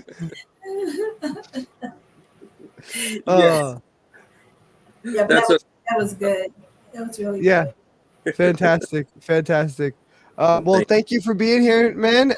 Stick around. We got one more piece from Nasira, and we'll get out of here. Awesome. All right, what do you got? This is an excerpt from the book that's coming out that's called A True Heart. And I'm going to set the background for you. These two brothers who are not playing with a full deck got roped into kidnapping this woman's child. Their job was to just watch him. They were convinced that he was being held hostage in lieu of money that was owed to him by the mom. The mom is a foreign dignity to the equivalent of a queen where she comes from. And their job, this kid was encased in this glass casing. There were monitors all around the house where they were staked out at. And their job was just to make sure that he eats, make sure that he's in that cage. They've been told not to converse with him, don't believe anything he says. And what they don't realize is that they truly have been duped. And they're getting at that point where the youngest brother, who's had a suspicion that something was off with his kid from day one, and the brother was like shouting him down, no, there's nothing wrong. We're going to do this job. We're going to get paid. We're going to return the kid, and then we can go do what we want to do. So this is when they realize something's up. So the kid stays locked in the basement. There's a security feature on the door. He's in a glass container. And how many chapters would you say into the story is this? This one, I believe, I can tell you. Hold on just a second. This one has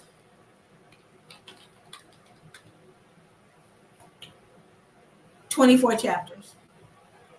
Okay. Altogether total, it has 24 chapters. And this, what chapter is this? You're gonna read from? That I'm reading from is chapter 21. 21. Okay. All right. Cool. Well, so that's pretty deep into the story. I'm interested to see what you selected for us, and I'm interested to see it when it comes out for sure. So I'll drop myself out of here and let you get to it. Okay. Give me one moment. I gotta go back to it because I skipped it by accident.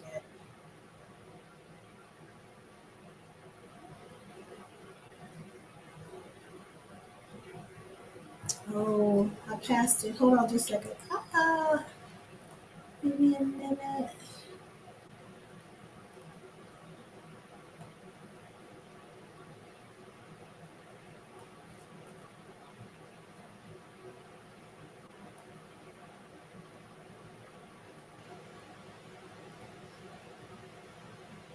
Okay, here we go. I apologize for the wait. We can't get the fuck out of here. Craig was feeling slightly off. What the fuck is wrong with me? Polly looked at his brother. He seemed to be standing a little slanted. He looked as if he was leaning sideways. Polly was stumbling over to the monitor. He saw the lights go red in the basement. To his surprise, he saw the kid put his hands on the glass in front of him. He focused as the boy's body started rocking back and forth, slowly at first. Then it was wobbling faster and faster until his body was a blur before his eyes. And then he notices that the wobbling blur seemed to melt straight through the glass and then stopped. When he looked at him, the body of what he saw didn't belong to any kid.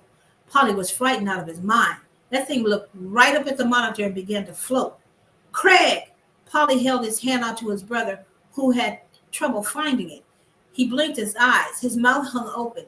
He looked at the monitor. What the fuck is that? He grabbed at his brother. Where's the kid? Polly's eyes were almost popped out of their sockets. That is the fucking kid. Craig walked away from his brother and fell on the ground. Polly stumbled in the front door, opening it again and being met with a brick wall. Didn't stop him from kicking at it and screaming to the top of his lungs, "Let me the fuck out of here." As he turned, he called out to his brother who was still standing, looking at the kid, looking at him through the monitor. Craig turned his head to the side. The kid turned his head to the opposite side. What the fuck is this thing? Talal had taken his true shape. Talal stood about 4 feet. His skin was blue. He resembled a little god of plenty, with the exception of carved out lines in his skin. His arms were short. He had round head and 3 eyes. His nose was pushed in. He was naked. His shoulders supported 3 eyes on both sides that blinked separately from each other. His belly was round. His eyes hung down below his waist. He had short, fat legs and small feet. His mouth was wide. Talal opened his mouth and gave way to a mouthful of saliva dripping and streaming slowly down his body as his top lip pushed back and revealed his large, sharp, jagged teeth that he could make protrude out of his mouth. He hissed at Craig through the monitor. "You got something to say to me, motherfucker?" It was Polly's voice being imitated by Talal. "No, you little fucker," Polly screamed out loud. As he crawled into the kitchen using the doorway, he pulled himself up on his feet and eased himself into the kitchen. He opened one of the drawers to get a knife. He wasn't waiting. He knew what was coming. He reached into the drawer and grabbed a butcher knife. He smiled as he felt as though he had one up. But as he was about to join his brother, the knife slowly faded away. He lost it. "You can't do that," he whimpered. He looked in the drawer and every knife and fork and spoon faded away in front of his eyes. He staggered over to the other side of the kitchen and went to look for a pot. All it did was fade away before he could grab it. Craig tore himself from the monitor that he was looking at and found his brother there. His legs were shaking as he made it over to where his brother was standing. He too came in there to find the weapon. When he saw that the drawer was open, he pulled it from its place, busting it up on the counter and screaming to the top of his lungs, "Polly, what the fuck are we going to do?" They were holding on to each other as they walked down the hallway. They had stopped. The monitor in the hallway showed the kid turning around in a circle in the air. As he floated around, he did a somersault and then turned around on his back and began to do a backstroke as if he was swimming. Talal floated closer to the monitor, which caused Craig to move back a little. Talal opened up his mouth and his long black tongue with a metal tip flicked at the monitor, causing it to smoke a little. It was venom in his spit that caused it. Talal pulled back from the closeness of the monitor, looking at both of them. He moved over to one side of the monitor to look directly at Polly. "Polly, I want to play," he spoke to him clearly, not the voice of a child or the voice of anyone that would be afraid of anything. Polly shook his head back and forth, no. Then Talal moved to one side to speak to Craig. "I want to play, Craig." "You shut the fuck up. You shut up," Craig shouted at him. "Don't say my name. Don't get to say my name. I'm coming to play with you." And then the laughter of the children's voices could be heard. Talal, as he opened his mouth, let out the sound and let it ring out. Then it was Paulie's voice being imitated by Talal again. Got something to say to me, motherfucker?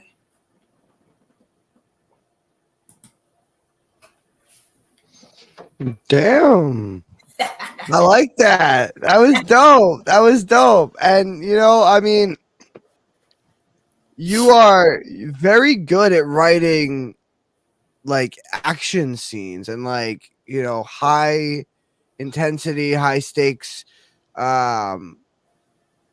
scenes and just the dialogue that comes with it as well. And man, I halfway through there, I was just like, this guy's gotta be played. If they ever make a movie, they have to cast Samuel Jackson. No one else can say motherfucker that many times, motherfucking times, and get away with it. But no, that was worthy. That was worthy of Samuel Jackson. Say what again, motherfucker? I don't. If you ever bored, go on YouTube and you can find a reel of every time Samuel Jackson's ever said motherfucker in a movie. Yeah. And it's like half an hour long. It's fucking hilarious. But yeah, no, that had Samuel Jackson energy, for sure. And you know, I love your characters and I love how like expressive they are in that way. You know, just like how every time you develop a character or you write, even anytime you write dialogue, your characters are always very expressive. And you know, they have like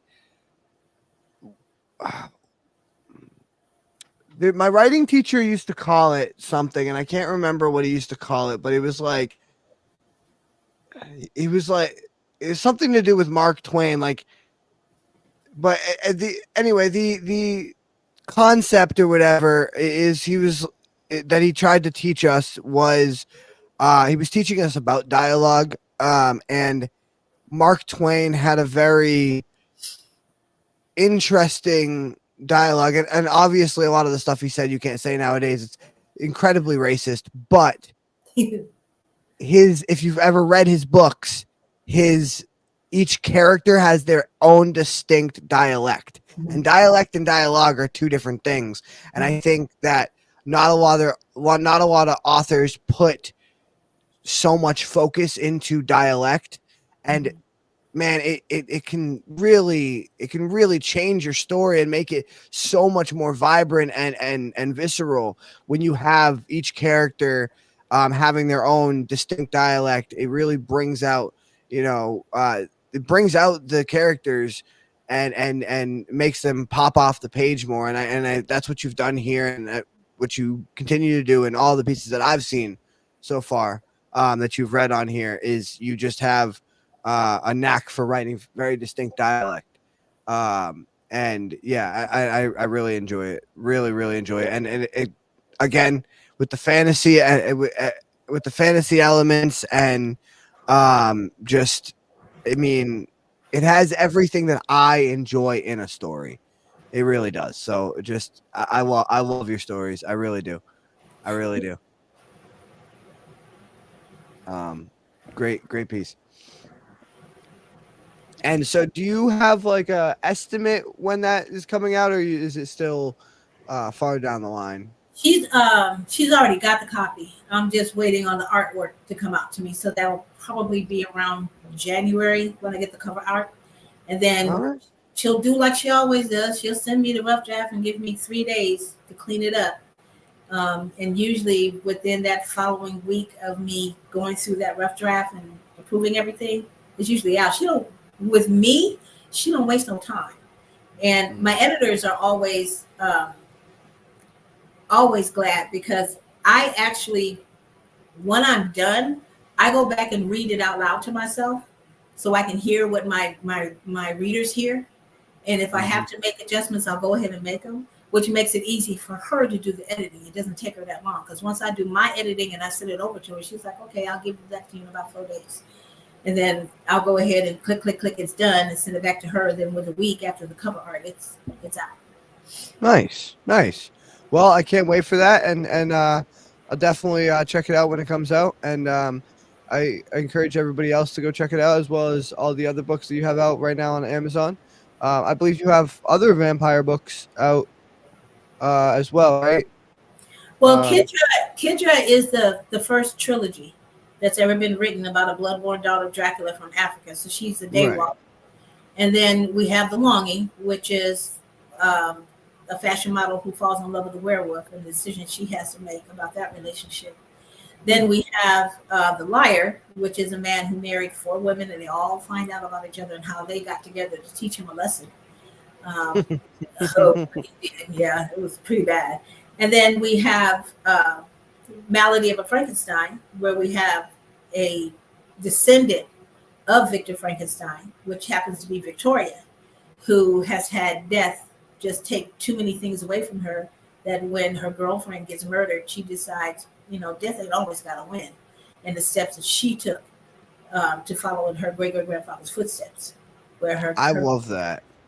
Yeah, I love how you kind of you're like taking like the the all-stars, the Universal, Universal Studios all-star monsters, Frankenstein, the Wolfman, and Dracula, and just flipping them on their heads completely and doing your complete own thing with them. And I absolutely love that.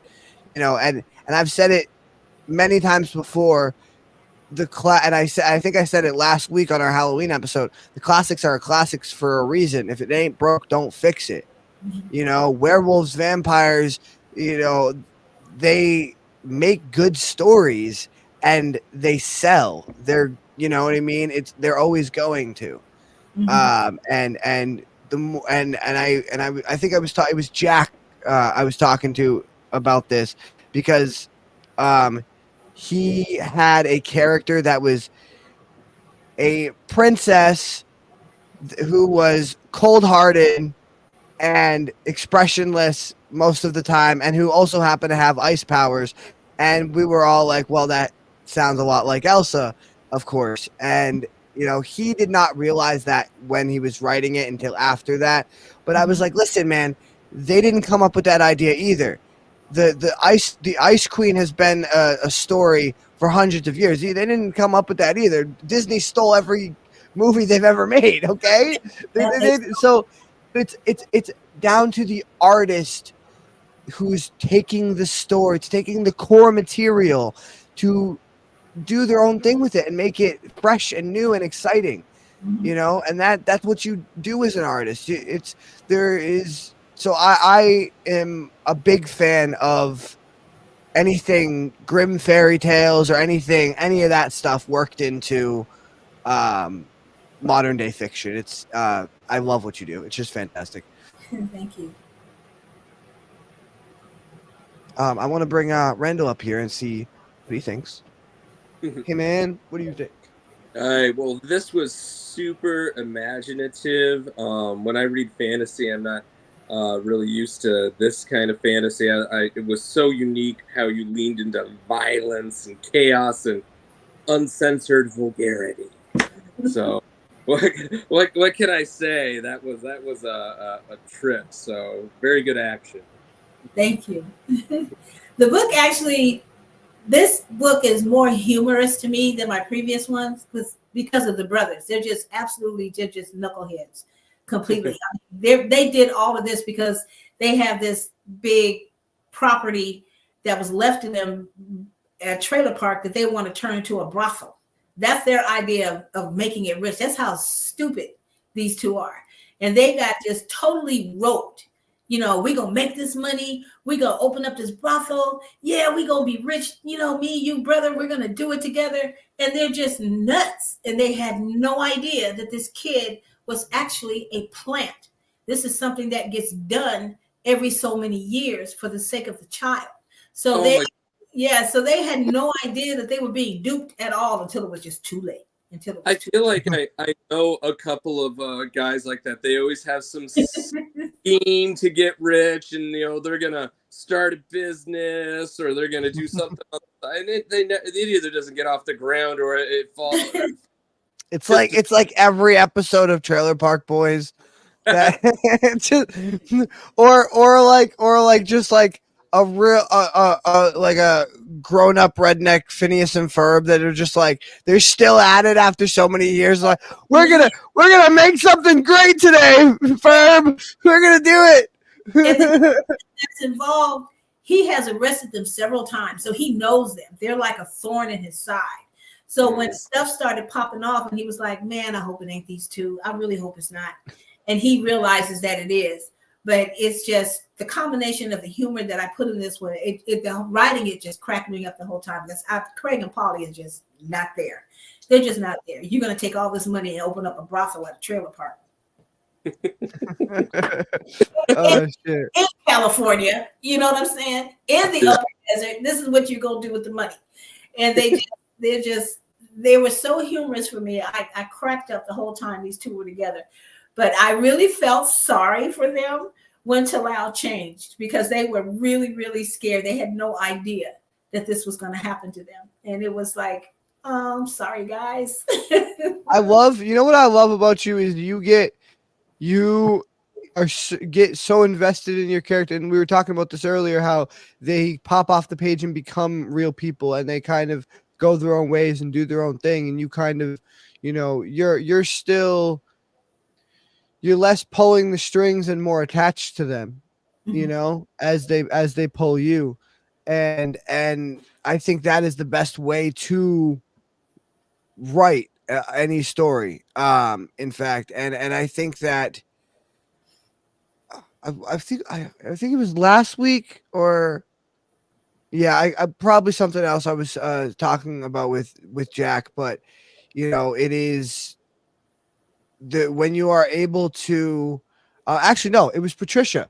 We have a writer on here who has a series of books, the conspiracy theory, The End is Meow, and they're animals who have who are conspiracy theorists, and they're trying to overthrow the government and save the humans from everything, from pollution, from the shiny boxes in front of us.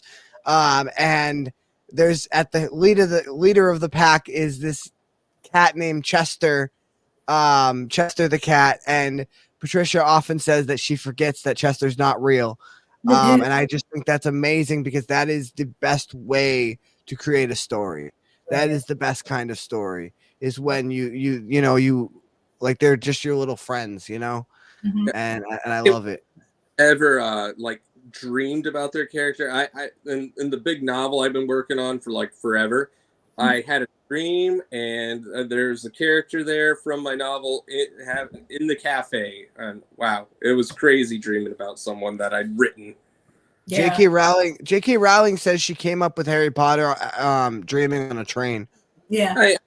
I've had dreams that have inspired short stories, but never but only the reverse, where a character I made up whole cloth just, suddenly popped up in my dream after I'd been writing them for like 2 years. Yeah, that's how My Beloved Curse came to me in a dream. Was Halloween night. My kids and I used to have this thing where we invite the kids over and we would do a marathon of Halloween movies. I would have this great big box full of candy, and whoever stayed awake, the one last man standing, got the box. And so we were watching this movie called what was it? Not Awake. It's Alive. The one about the crazy baby. That's actually where I got the image of Talal from. It's Alive was this woman who had this baby who was badly deformed and couldn't help but kill people. That's all it knew. And when it got time for her to kill it, she couldn't do it. So the dad, when she changed her mind, the baby sensed it and killed the mom. But the dad took the baby and ran out because I think they made 3 of these before they killed the kid off. But I was actually thinking about My Beloved Curse at the time. And I was like, yeah, let's do that one. And I started writing down chapters. But I was already working on Kidra at the time, so I put it aside. There are times where, like right now, I have a sequel to My Beloved Curse, but these are different characters, but it has that cursed theme. And so this will be a book 2, and I've already got like 8 chapters already sitting out The one that I'm working on now is my take. It's my first African American romance novel. And this is a take on my take of Cinderella. The daughter's name is Cindy, but I spell it Synsyndi. And instead of having the evil stepmother, this is why I have to kill one of the I characters. think you have read part of that on this show, I think. No, not Cindy, because I just started it. I just started. Did you talk? You've spoken about it at least. I did tell you about it. Well, okay. At the Because I time, do remember one, and now I'm in book 3, so it is taking off. So it's a complete different take of Cinderella. I mean, you do have you're going to have the evil stepsister instead of the evil stepmother, and you do have a fairy godmother who turns out to be the aunt, and then the prince is a music mogul that happens to come into LA and hear Cindy sing. And he's left Japan and come to California because he wants to strike out on his own. So it is that Cinderella type of element, but you actually won't know that it is until the end of the book, and I do a prologue. That's fucking awesome. I feel like you've created like a whole multiverse of like new age fairy tale characters. That's just some of my favorite stuff is modern day urban fantasy, and just like I said, when a writer is able to bring those old fairy tales into modern day and just flip them and do their own thing with them. So I love it. Right? Yeah. Tell it slant, make it new. Yeah, you got it for a new generation, and what is surprising is that, and I hate saying this, but it's the truth. There aren't enough people of color that delve into these genres and turn them into what we can turn them into. I found out that I am one of 6 women of color that dabbles in the horror genre, and I'm only one that does horror romance consistently. And that's shocking. That to me, it's shocking.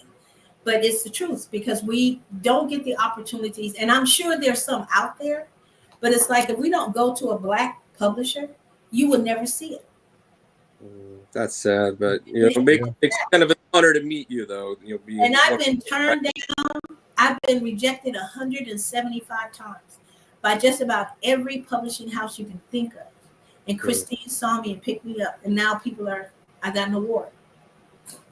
Hey. And it's just crazy, but it's the truth. So because of that, it allows me to expand and expound on just about everything out there without a problem. Hell yeah! Well, congratulations, and again, congratulations on the award and everything. And I can't wait to see the new book when it comes out. And just thank you guys so much for being part of this community and part of this show. And Baron, and thank you everybody who's still watching. We still have people watching at almost midnight. So thank you to everybody at home who watches every Saturday and sticks it out and watches all these amazing guests and what they have written and stuff. I mean, even the artwork that we have on here, just everything you guys do is so amazing. And I have yet to be disappointed by a single artist. And I'm just honestly astounded and proud of every single one of you. And I am honored that I get to be in the presence of people who are just making leaps and bounds and chasing their dreams and just, I mean, fucking amazing, guys. Thank you for being part of this community. Thank you for just being here.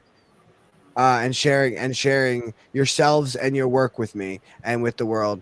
Thank you, Dylan. Thank you, Dylan, for we can do it without you. Thank you. Yeah, we can do it without you.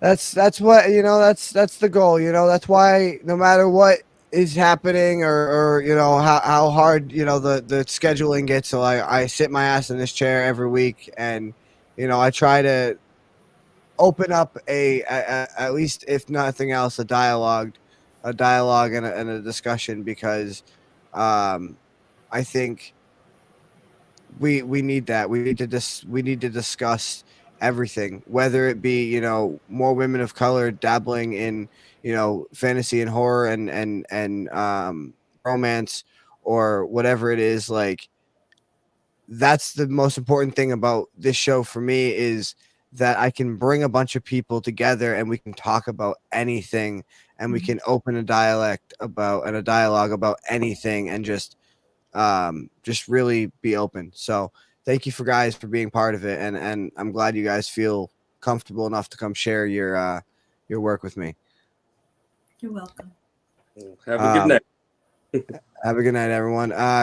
Go follow us, all these platforms: Facebook, YouTube, Spotify, all that good shit. Catch us next Saturday at 9 p.m. Eastern. We will see you next week. Peace out, Lost Boys.